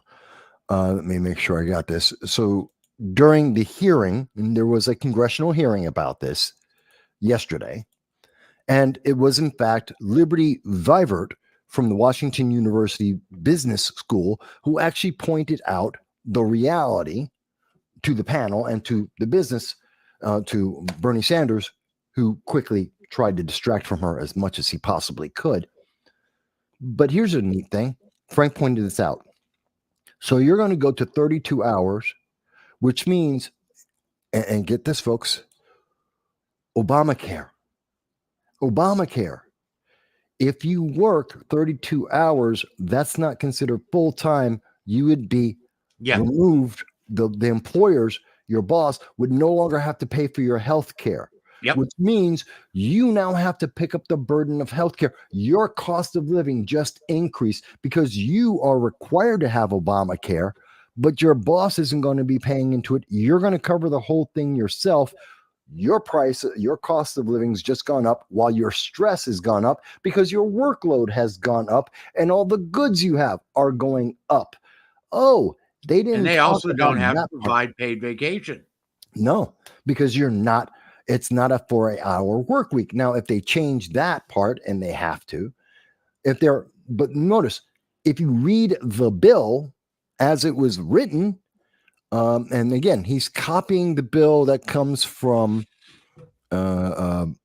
last year from the progressives. And if you're looking at that bill, and I'll show you guys right now, here's the text of it. It doesn't say they're changing what's a 40-hour week, a 30-hour week. No.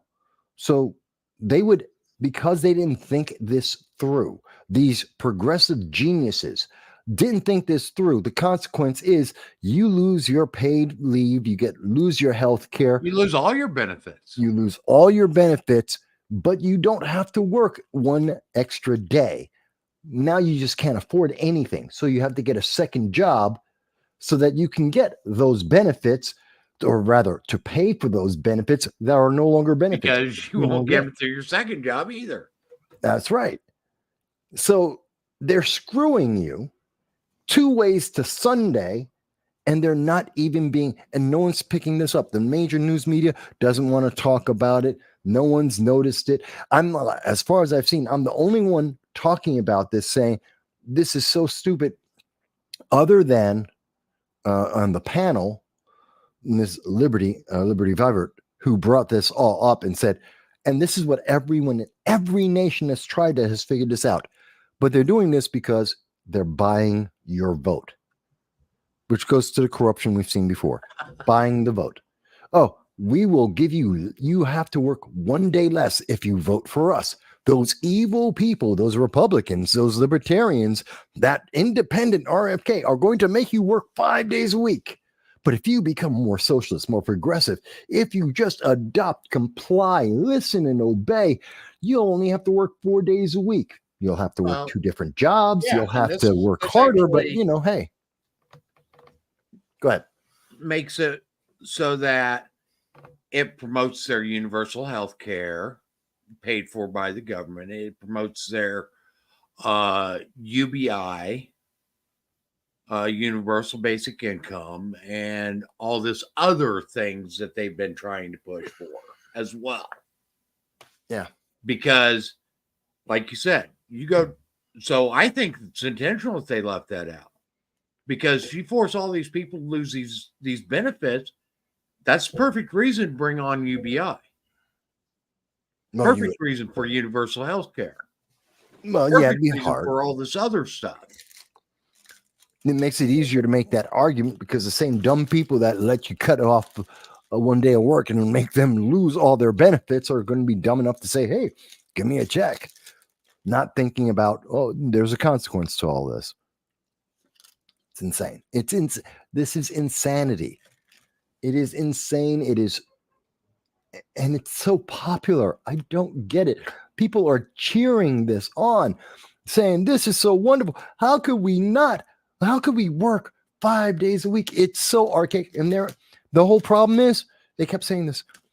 It's an 84-year-old law. How this whole idea of working 40 days a week, it's 84 years old. That doesn't mean it's wrong. No, Math was done, right. 2 + 2 = 4, which wasn't done with Common Core, got us to the moon. Just because it's old, it doesn't mean it's wrong. The same 2 + 2 = 4 that they learned in the 1950s and the 1970s to get to the moon were the same 2 + 2 = 4 that the Greeks were doing back in the ancient times, that when they figured out that Earth was orbiting the sun and they could actually do the distance. And this is a guy staring at the stars, and they used that same math that got us to the moon. They figured it out. So it's ancient. It's not just old, it's ancient, and it's not wrong. Saying it's 84 years old, what is that supposed to mean? Yeah. It's just an excuse. It's a way for them to stop talking about it. Oh, well, it's old. Well, obviously, everything that's old is wrong. Okay. This is why they don't respect their elders. This is why they're trying to destroy everything that's older than themselves, including the Constitution. It's evil. I'll stop for a minute. I'm on a rant. I know. Yeah, they really don't think a lot of this stuff through. Okay. And it's a pandering for votes is what it amounts to. Dal, say it. Say it, Dal. What's that? You typed it. Say it. Oh, does anybody else see the irony of an old rich white guy appropriating the premise of a bill put forward first by women of color? Yeah. I mean, this is I will be able to sell this better than you. Well, and here's the other thing that people don't understand. Bernie Sanders never held a job in his life. Yep, that's true. Okay, Yeah. Prior to him being elected for office, he had never held a job. True. He's always been in politics. He doesn't know how to do anything else. because it takes no effort or work to be a politician, a bad politician. He couldn't even be a lifeguard. No. No, he held absolutely no jobs. Yeah.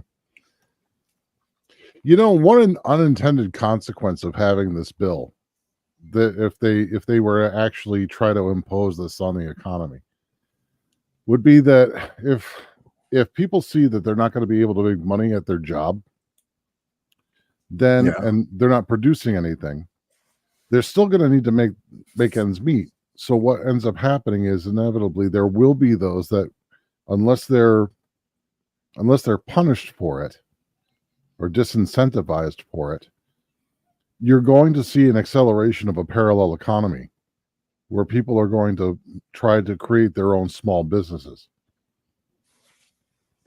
Because what would end up happening is, you cut out that extra 8 hours of work. Well, that extra 8 hours now has to be invested in something else. So unless they're going to provide some form of incentive to distract you from trying to make ends meet, your natural inclination for a lot of people in the United States would be to make money by another means. And so you could see a boost in the small business and parallel economy, unless at the same time that the government's passing such legislation as to cut the hourly wages and whatever, then, I mean, that's what I would see, is that there would be just a rise, a boom in the parallel economy. Straight and that would be an unintended consequence. That would be something that I don't think they would appreciate, because that means that people are now no longer able to be distracted because they're using that extra time that they would have been using to work at a controlled business. Now they're uncontrolled and they're doing unrestricted market participation. So straight chillaxing. The thing is, it didn't start with the boomers. The erosion of our Constitution started well before that. It was almost immediate. Actually, it was. In part, it was the media, but it comes from the colleges. It comes from the 20-year-olds being indoctrinated at the colleges that then go into the economy, into various businesses, into the politics, and they continue to push that. We are specifically talking about the left, in particular, the fringe of the left, which would be the progressive movement, the socialist movement. They're the ones who have been trying to throw out the Constitution. You don't see that from the right. You don't see that even from the center, more centrist groups like the libertarians. You're not seeing it there. It's coming from the far left. And the far left got it from the colleges over several decades, and they've been infiltrating into the media, into politics, into entertainment, bringing their political ideology, their propaganda with them. So, yeah. And a lot of it comes about by, I was actually just listening to a deal today that's put out. Who was it put out by? I'll have to look it up. I can't remember, but it's actually a city that is doing a course on the Constitution, and it says that the Constitution was intentionally written to be vague, requiring it to be interpreted. No, it was not written to be vague. Okay, it is actually written to mean exactly what it says. And there is no interpretation that needs to be done with it. Yeah. The fact that we believe that we have been led to believe that the Constitution needs to be interpreted is the very reason why our Constitution is being eroded to this day. Mm-hmm. And a lot of that interpretation occurs after the 1920s. Yes. Like when you're looking at a Republican, straight chillaxing, it's not, the erosion of the Constitution isn't partisan. Okay, No, it's not being a party eroded by affiliated thing. both parties. Yeah. The more recent elements of it have been probably promoted the most and most effectively when I say the progressives. It depends on which areas you're looking at. Well, okay, yeah. if you're looking at intelligence and that type of spying on us and so forth, that was primarily done through Republicans. Yeah. Yeah. And he's correct when he mentions, there's the Patriot Act. That's from the right. Yes. Okay. They both, depending on what they want, they both wrote it probably about the same. Okay. It just depends on how you look at it. Which areas you're looking at. I mean, even as soon as the Federalist and Anti-Federalist papers, if you go back and forth between the two pieces of dialogue within the discussions before the ratification of the Constitution, even they were discussing pieces of it that they wanted to either leave out or include, and they kept coming to loggerheads on it because they couldn't come down to an agreement as to where individual liberties should reside and how well they should be protected from the influence of federal government. Well, and here's what's really interesting. If you look at the Anti-Federalist papers, a lot of the things that they predicted in the Anti-Federalist papers have come to pass, are actually coming true, or have came true. Yeah. No, corruption is the corruption that we are living through now isn't new or unique. It's not something that's special to America. It's happened to every country to some degree or another at some point. And it's been historically, we repeated a lot of the same steps because the corruption leads to many of the same problems in every government that has ever been created by mankind. Some things are better at slowing that process down. Some take it down a different avenue, but they always wind in the same places. So this is not new. And the beauty of the American experiment was that it was one of the few frameworks of government that could last the longest and resist the most corruption if it was followed correctly. Yeah, but ideally it could, yes. Yes, ideally, if everything worked the way it should, and we retained the original framework of the Constitution, and did not try to interpret it so that we could create these bubbles of existence that allowed corruption to fester, it would have worked better. That's why we at the Liberty First Foundation try so hard to not only educate, but also to remind people that the framework is there because it's the foundation of what can work the best. It's not perfect, but it works the best at providing security for your unalienable rights, your self-determination as a person, your ability to control your own future. But if you just keep putting your trust in the government that you elect, without holding it to its feet to the fire and making it accountable, it's just going to be one of those things where we're going to go the same way that the Senate in Rome did. We're eventually going to have a Caesar. Okay. A lot of you probably know who Chris Ann Hall is. Okay, if you don't, I do recommend that you find out who she is. She is very well versed in early American history and the Constitution. She is a lawyer and so forth. Chris Ann Hall, as most of you know, I don't agree with term limits. I agree. I think that we already have term limits. Chris Ann Hall and I are on the same page. We have term limits. They are called elections. Why do we beg to even be less involved in government? Our lack of involvement is what makes these people lifetime appointments. Term limits will only mean they will work harder to get richer quicker at our expense and give even more power to the deep state. And I agree with that.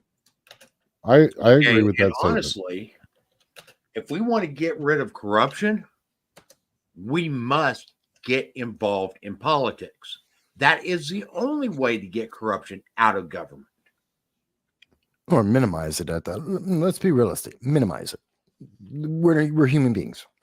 Let's be honest. It's not perfect, but we can control this. We can reduce this. We can reverse this. Everything that's happening in America right now, all the problems with the losses of our freedoms, our rights, our privilege, everything we're losing, we can retain. We can keep them. We don't have to keep moving left eternally. We don't. We don't have to become fascist. It's not necessary. Straight chillaxing. I respect that straight chillaxing. Excuse me. Straight chillaxing. No, I think it's great that he's putting this in. I think. No. I'm just going to have him look something up, though. Okay. Okay. I recommend a book by James McGregor Burns. You can find it on Audible, or you can get it through various other retailers, but it is on Audible. Get a book called The American Experiment. Okay. You're going to find that a lot of what we're seeing today going on, this isn't the first time we've gone through this type of stuff. In fact, we've gone through this type of stuff very many times throughout our history. And that's, again, is a lot of stuff that has continued to help with the erosion of our constitutional foundation. Yeah. And it's, I want you to understand, Street Chillaxin, we are never trying to attack you, which is why unless we're mentioning the name of someone and what they've done, normally a bill, it's almost always a politician. When I'm talking about Bernie, I'm talking about Bernie's bill. I'm talking to him. When I bring up Ilhan Omar or AOC, I'm talking about Emmanuel Macron. Okay, those are people. You won't hear us say Joe down the block, Bob, that's, next door neighbor, because they're our neighbors, the people around us. They really aren't the problem. It's the politicians. It's the political ideology replacing that commitment, that obligation to serve the public. So I always want to make sure that that's clear, that we're not picking on them. And when you, I'm definitely not picking on him, because I used to believe a lot of the same things that he's bringing up. No, I think it's fantastic. It's a start, which is part of what I said in my responses. That's where you first became aware. He mentions, 9/11. That's where he suddenly had the lightning rod hit, and he's like, or lightning hit the rod, and he's like, oh my God, something's going wrong. Everyone has that moment. It could be something different. For someone else, it may be Benghazi, or maybe it's Vietnam or Korea, World War II. There's a lot of different moments for people, depending on their age, generation, how they grew up, what life experiences they've had. The thing is, don't stop there. I always like to say, and this is why I do the show, and you guys know this. This is why I go backwards in time always, because we got here somehow. How did we get to that moment? Something led there. That's why you've heard me bring up Roosevelt a lot. You've heard me bring up a lot of stuff where we were at a tipping point right around the 1900, right around 1900 was a critical tipping point. Just prior to the Civil War was another tipping point. Just after the Civil War was another tipping point. Mr. Wilson. Woodrow Wilson. Okay. He actually took what Teddy Roosevelt started, advanced it, and then Frank FDR expanded on it even more. But no matter how far left we can go, there's always going to be at some point a counterpoint that pulls everything back. And we can look at Argentina as a good example of that with Javier Milei. Well, there's two ways that we pull back. Javier Milei down in Argentina, yes, that is one, and that's the preferable way. The more common way is there's a war. Yeah. Whether it's a There's a civil revolution war, or a civil war. yeah, whether it's a revolutionary, a civil war, or even a regional war, which could be whether that's World War II or it's just a regional conflict like India versus China over their border, or looking at Argentina and I think it's Venezuela.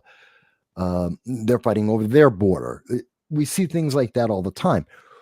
So it's always going to erupt into either some kind of conflict or you have the election. I always prefer the election. Usually we're going to see the conflict. That's usually the way these things get resolved. But that's why we have to have the conversation. If we're not having the conversation, I guarantee you it's going to be the conflict. If we're having the conversation, we get the option to take the easier route, which is the election. But as an example, to everyone, straight chillaxing, everyone, I know we're running out of time here today, but let me bring up this example of what I'm talking about on some of these things here. And that's, we just had, there it is. So right now, we have just seen the fourth time in 4 years that the Biden-Harris administration has abandoned Americans in a foreign country. Mm-hmm. Yeah. 2021, 5,000, Afghanistan. 2022, 10,000, Ukraine. 2023, 15,000 in the Sudan. It is believed, according to the New York Times in 2010, there were at least 45,000 Americans living in Haiti. No one, no news media has yet to say how many Americans are in Haiti at this moment. The United States State Department at this moment will not give an estimate of how many Americans are in Haiti. And I think the reason why is because we're looking at Joe Biden in this one event this year doubled the number. We went from 30,000 that were abandoned around the world to 60,000 or more abandoned under the Biden-Harris administration because he doesn't care. Right now, we've got one Congressman Corey Mills out of Florida, saved 10 Americans in Haiti. Not the Biden administration, not the United States military. They evacuated, and this is why this is evil, because we evacuated our embassy. So every single American who is trying to find a safe zone in Haiti can't go to the embassy. It's not there. It's an empty building. There's no one there to protect them. The sanctuary is gone. When you evacuate it, that's why the evacuation of our embassies normally is the last thing you do, not the first one, because the American citizens need somewhere to go. And if the embassy is there, the personnel are there, they can go there and it's American soil and we can protect them. They have a safe space. That's why everyone who travels overseas, first thing you do is find out where the American embassy is. Figure out how to get from wherever you are to that embassy so that you have a way out. We just took that away from everyone in Haiti. What's going on in Haiti is not something new. It's been going on for years. Well, that's my point. But we've seen it, the same thing. The same thing has been repeated. We did that in Benghazi. We did the same thing in Afghanistan. We did it in Ukraine. We did it in the Sudan. The numbers are just getting bigger and bigger, and the media is done it with Israel, Palestine. Yeah, the same thing with Hamas. The same thing with Gaza, with Americans again being killed, Americans being tortured as we speak. It's just getting bigger and worse. And this is the corruption. Now, yes, did Biden do it? Absolutely. Is he the root of the problem? No. I will hold him accountable for the problem as it exists. He's abandoning Americans left, right, and everywhere, but he's not the root of the problem. The root of the problem goes back, well, we got to go into the college indoctrination. We have to go into the progressive ideology, socialist movement. We go into the ever leftward trend of our news media. there's a lot more to it. But to hold him accountable, I can definitely say, right this second, is he accountable right now? Is he the person who is making this happen now? Yes, he is. Because with a word, he could have taken the Marines that went to evacuate the Haiti embassy, could have stayed there and protected every single American. He could have flown a C-130 over into Haiti, told the warlords, if you shoot even one American soldier, the entire United States military is going to come and invade Haiti. You guys are all going to die. They would never shoot at a single American. They would never shoot a single American military personnel because they know that the entire army would come in. They'd all die. We could have evacuated all the Americans. Could have done the same thing in the Ukraine. We could have gone out of Ramstein base, Air Force Base, could have took one C-130, could have picked up all the kids, all the moms. No one would have shot us down. Matter of fact, if he did it in February of 2022, there was no war. Could have picked them all up, could have took them all away. Didn't. Took away the embassy instead. Think about that. Think about what the consequences are because the media isn't holding him accountable. And I guarantee you, most Americans right now don't even know that 10 Americans were evacuated because a congressman took personal action, not the government. Biden may try and take credit for that. He can't. Because if he takes credit for those 10, he has to then have to admit, oh, yeah, by the way, there's another 40,000 that are still there. He's not going to talk about this. News media is not going to talk about this. I'm talking about it. Because we have to understand to hold them accountable. And then once we hold them accountable, then go back down the line and go, okay, and since we're going to cut this corruption here, let's keep going. Where's the corruption? Let's get all of it. Let's mine out all that corruption and fix it. As we should. I mean, this is even before the blatant examples that Biden has given over the last 4 years. I know that you and I, boss, have talked about this before with my experience of 9/11 while I was overseas. Yeah. Where even under Bush, there was no help for getting Americans out of hotspots. Mm-hmm. In fact, I can't remember the last time there was an example where Americans actually sent in forces to extract Americans.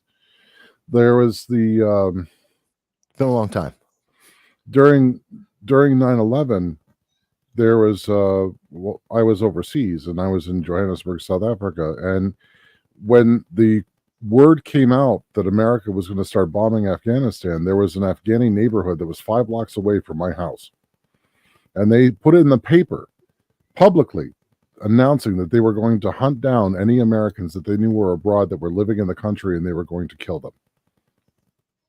So our only course of action was to go to the embassy, but we couldn't because the embassy had sent out like a week prior a notice that said any Americans abroad, if you are abroad and you're not directly attached to the embassy, we cannot help you. You must find your own way home.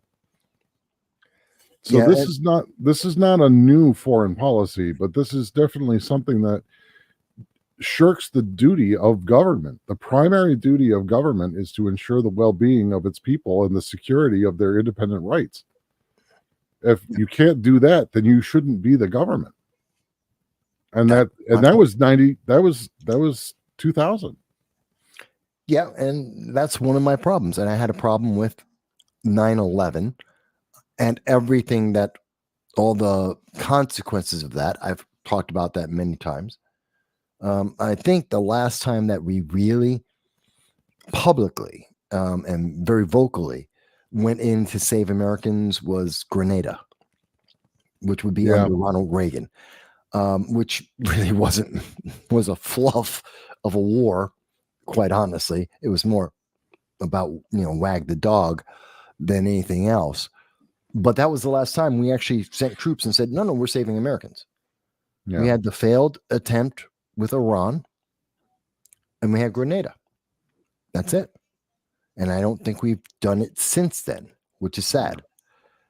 And I want to point out too is that even with that, even with knowing that the American government was not going to back individuals that were living abroad, that were not tied to some capacity to the government, when something like the Patriot Act came up,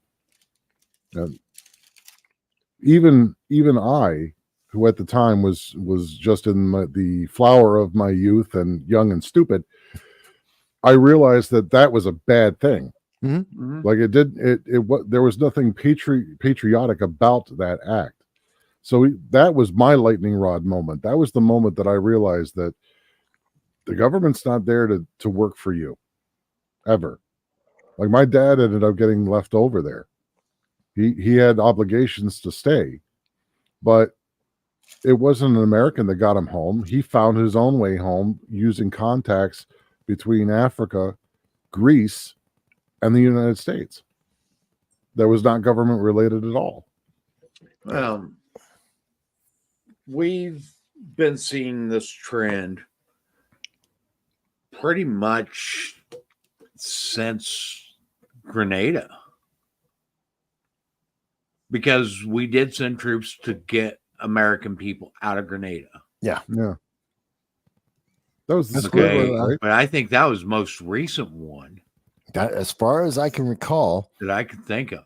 Yeah, I do not recall another situation where we've actually gone in to get the people out. Yeah. Not that we haven't had the opportunity. Oh, no, we've had plenty of opportunities, but they just haven't done it. Well, it's like I said, if we had a leader strong enough, and we've occasionally had presidents who were strong enough to come up and literally just ballsy, just say, we're sending in a C-130, we're picking up our people.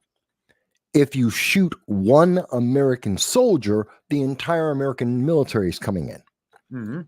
I guarantee you they won't get shot. I guarantee you, I don't care which warlord it is, how crazy they think they are, and whether they want to eat people or not. I don't care. Not one of them. They will make sure that not one of their men is even looking at the Americans in a sideways for fear of having the hell that is known as the American government moving all at once. Haiti, all you'd have to do is send 2 AC-130s down there and it'd be toast. You know, but the world knows. They love and fear. We are the cowboys. We don't believe in overkill.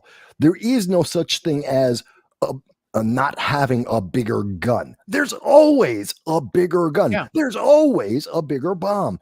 And they know that we will use them.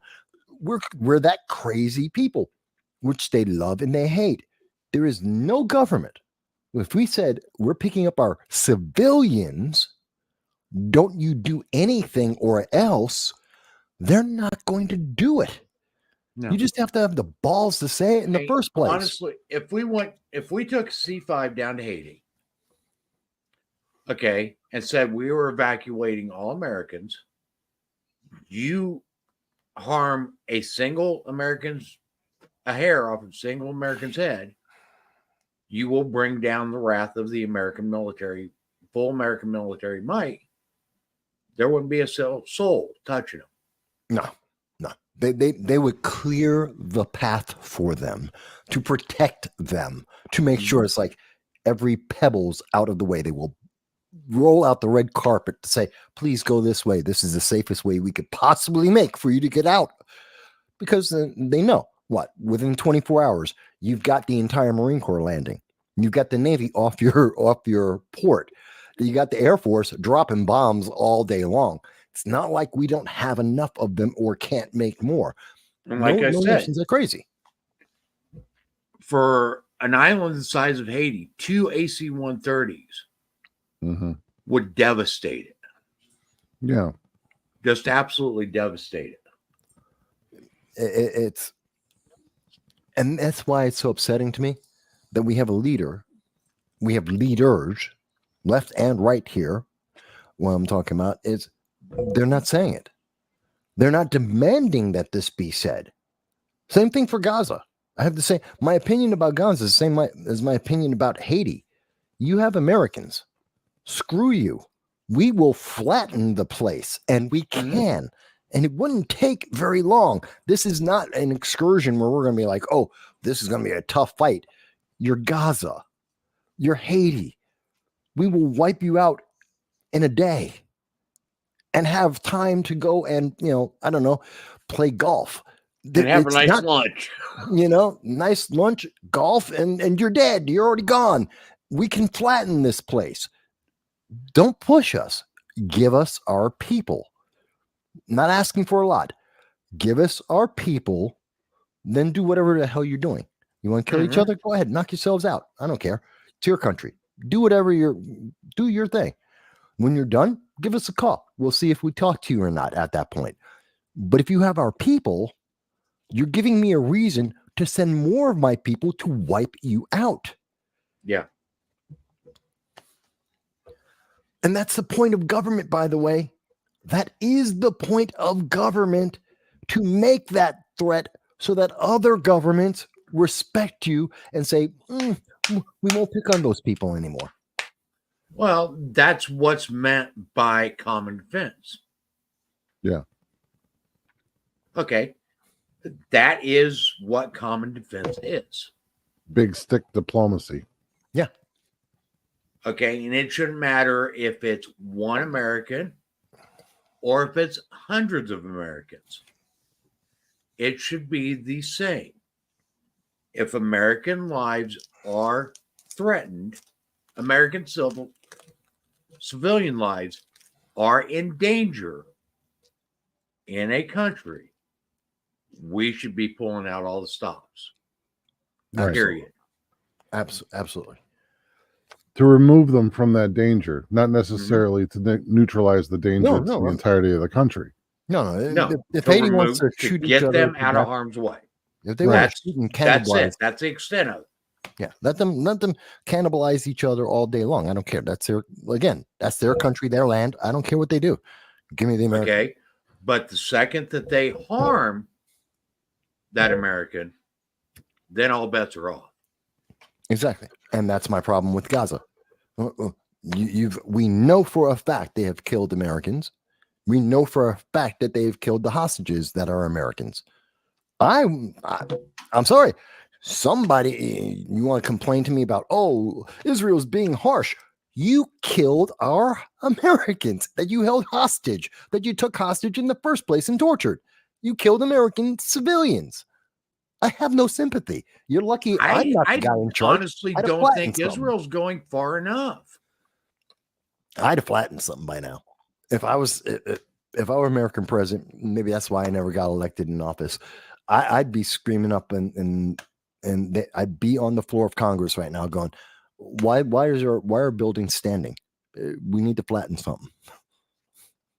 Well, I think that speaks to a bigger problem though, which is that instead of the big stick diplomacy where we care about our own citizens, our government has taken on the role of the world's police force, which we shouldn't be.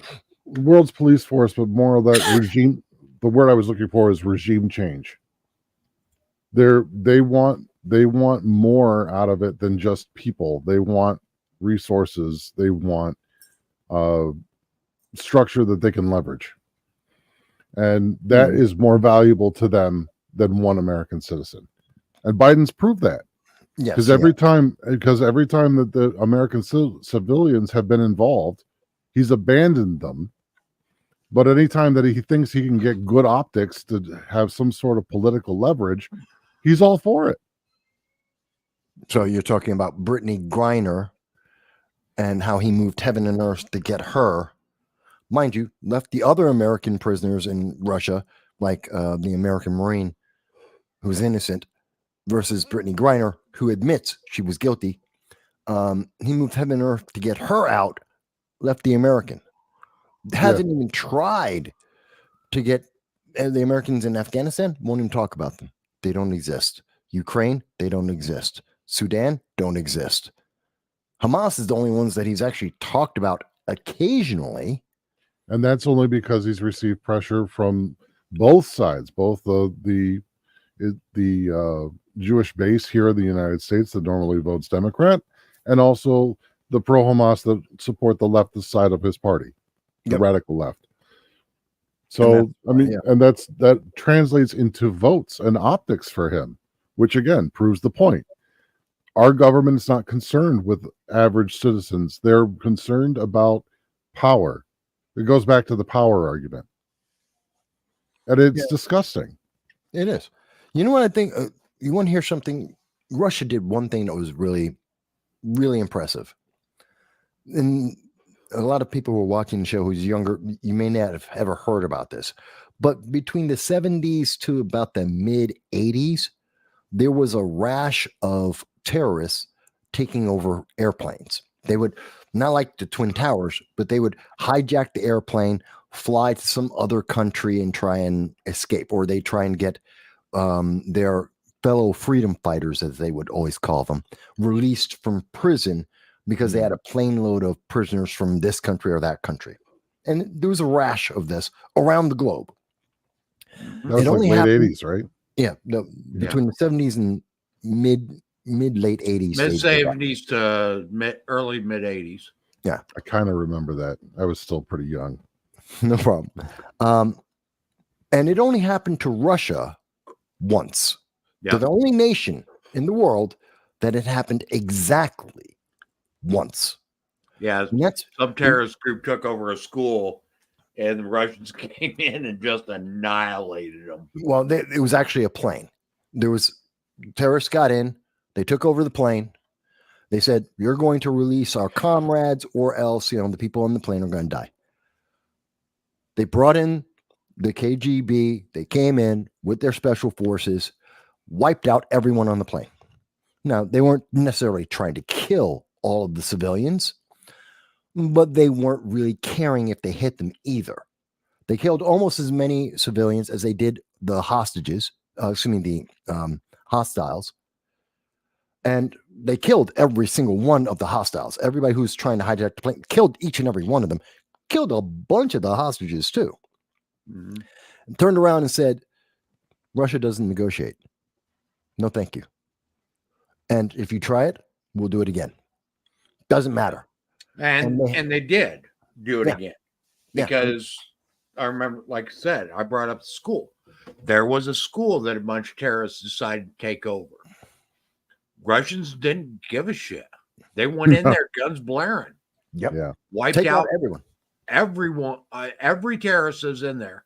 Okay, got a lot of civilians that were there too, but they didn't care.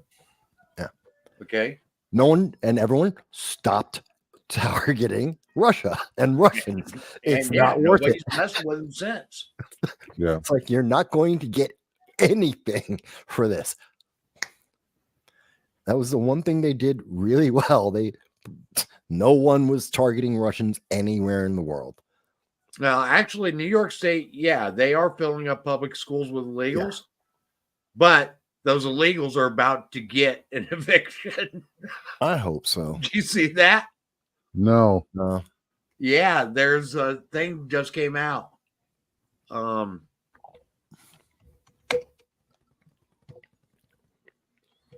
Talk to us while you're typing, Mike. I can't believe that Hochul would go that far. Yeah, honestly. They are. She doesn't want to get rid of her slave press. Yeah, right, Jen. America wasn't supposed to negotiate with terrorists either. We were supposed to be able to deploy surgical strikes that would actually wipe out the hostiles and neutralize the threat. We just try to value our people a little more. That was the image anyway, was that we value the life of an American higher than we do Russia's, I guess. You know what? I value American lives extremely high. And I still believe in flattening stuff when someone takes our people. Make a statement. Hey, we've got Moabs. By the way, if you don't know what a Moab is, mother of all bombs. It's basically a large fuel air bomb. Gee, let me explain that. It's basically the largest non-nuclear bomb you can drop. It's almost the equivalent. Yeah, Moab. Almost the equivalent of a nuke, except there's no radiation. Drop a few of those on the enemy. I guarantee you, they will think twice. Oh, there it is. Good. About time. We are about 4 years too late on that, but okay. They're basically saying that they have 30 days. Once they exceed that 30 days, they can be evicted. So where are they going to send them? Don't know. Illinois is doing a similar thing too. See, this is the problem, though. Is like you have these sanctuary cities and these sanctuary states that are like, oh, well, send us these people, but they don't really mean it because they're a bunch of NIMBYists. Right. Not in my backyard. Well, they show up in your backyard, exactly, and then they're like, okay, well, now you can't stay here. Send them back. Send them back to wherever they came from. Well, that's wherever they entered the nation from. Put them on a plane, get them out of here. That's it. Put them on a plane, put them on a boat, and not my problem. You're gone. Okay. And the thing is if we actually followed the rule of law that we are supposed to, in rule of international law, right, as far as refugees and asylum seekers go, most of these people wouldn't be here. Yeah. Sure. But we have disregarded that. Mm-hmm. Now, see, they're going to give that eviction notice, but then they're most likely going to wind up in another part of the country. Well, what they're actually finding out, and this is starting to come to light too, is once they are evicted from one shelter, they go and apply and get into the second shelter. Of course. And they're just rotating through the shelters. Of course. Mm-hmm. When you don't know who they really are, there's no ID, no verification. And you're using the sanctuary as a shield, which they can abuse. Mm-hmm. No one's going to check. Because if you checked on them, then they wouldn't be getting sanctuary. Someone might deport them. So they're using that as their shield. Just take them, throw them out the country. I'm a very compassionate man, believe it or not. I know it doesn't sound like it with some of the things I say sometimes. Follow the law. I'm more than happy to help people. I want to help people, lift them up. I understand what it is to have a difficult life, have difficult times in your life. I get it. But, I ask for very little for that hand up. And breaking the law and biting the hand that's feeding you, no, I'm sorry. No, then you're not going to get the help. User's right. Antarctica's open. They can form a nation in Antarctica. How's that sound? I'll even give them twigs and a lighter. No problem. Yeah. And actually, no, it's not claimed by any country. Yeah, true. Mm-hmm. So, and the more this happens, the less compassionate people will sound.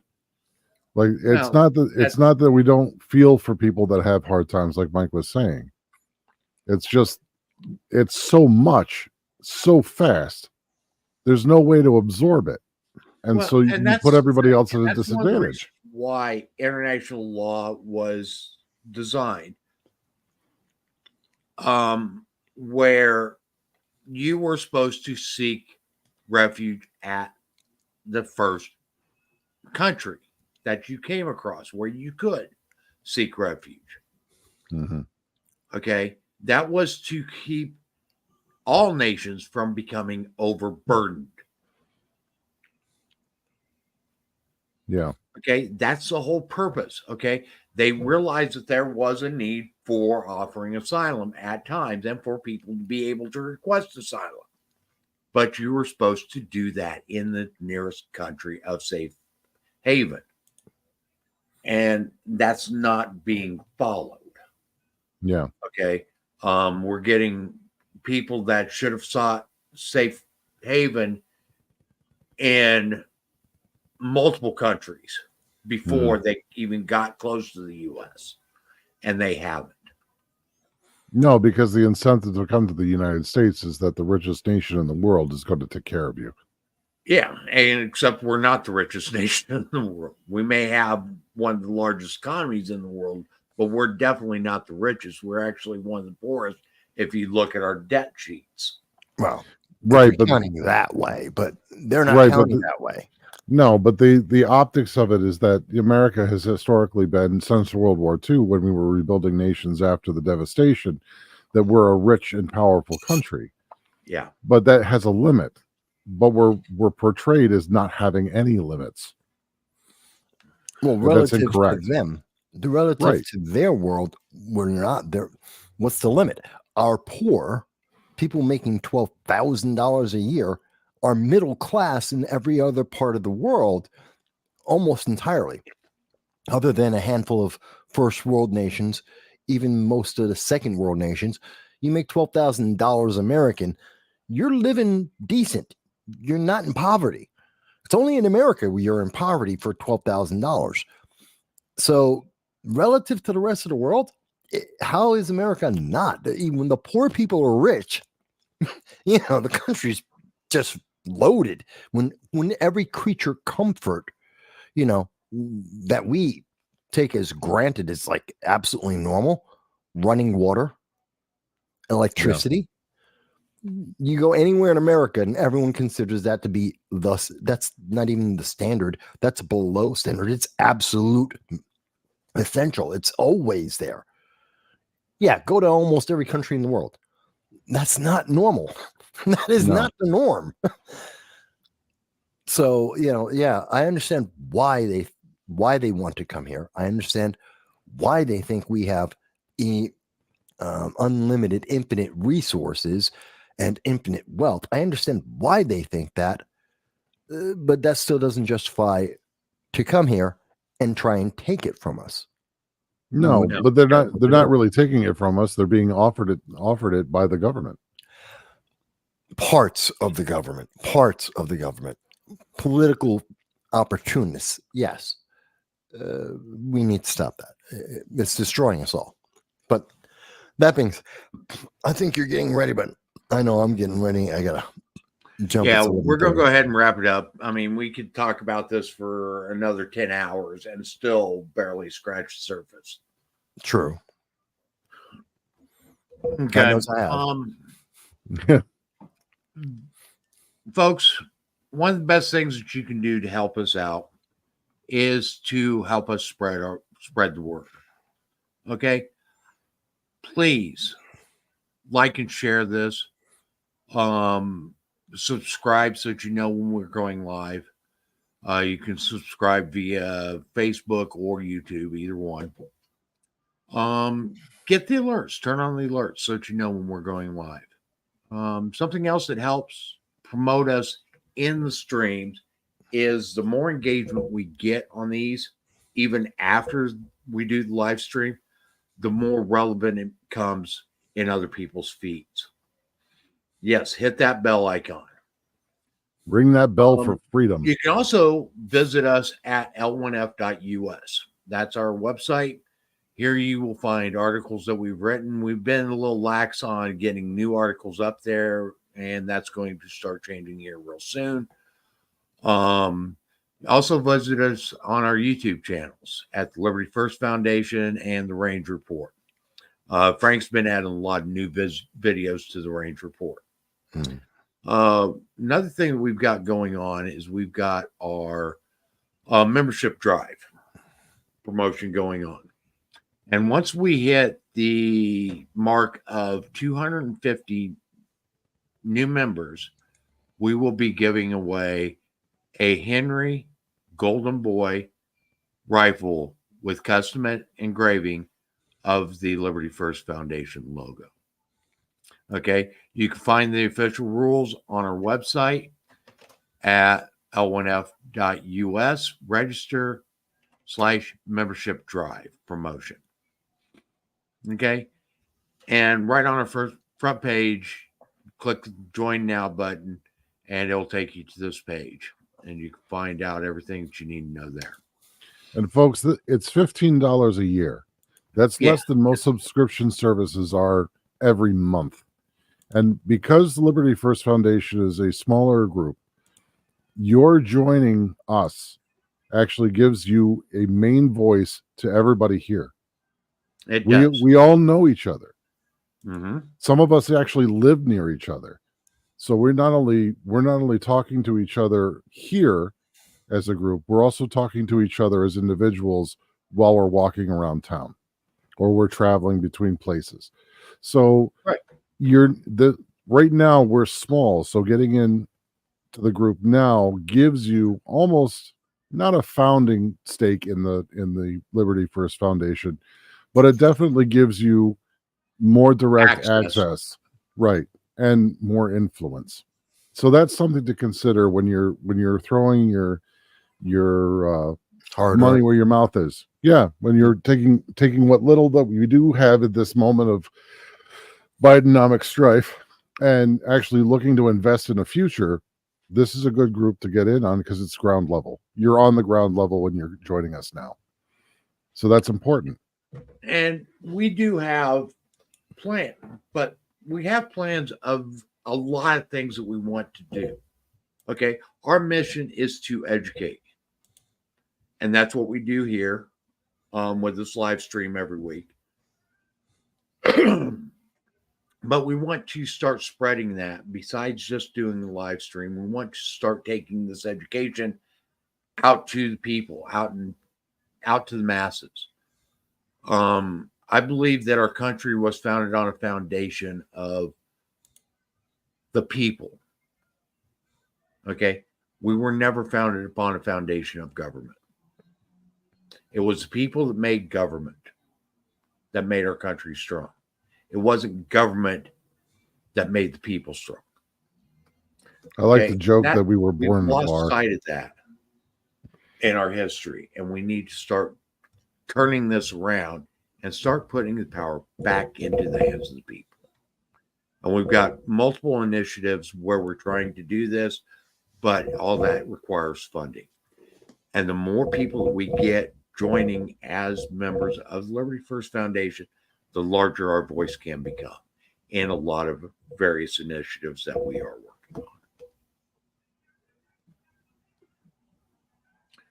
And that includes lots of different things: public outreach, classes, events, classes, outreach, constitutional education, legislation, articles, lawsuits, et cetera, et cetera, et cetera. All this costs money.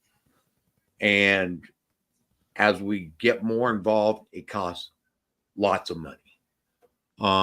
We've got multiple lawsuits that we want to file, but until we've got the money to support the filing of those lawsuits, we can't do anything with them. Okay, that's just kind of where we're at, folks. And if we want to really turn this country around, it takes you, me, Michael, Dow, User, Jan, all these other people to be involved. Okay. Jan asked about a payment processor. Is PayPal still the only way to become a member? Yes, right now. That is the only way. I'm trying to get another one online for us, but right now PayPal is the only way. I am working on that. I just haven't been able to get it finalized yet. Okay. With that, we are here every Friday night, 9 p.m. Eastern time. Folks, invite your friends. We are slowly growing the number of people that are in our live stream, and they're in comments, and that's great.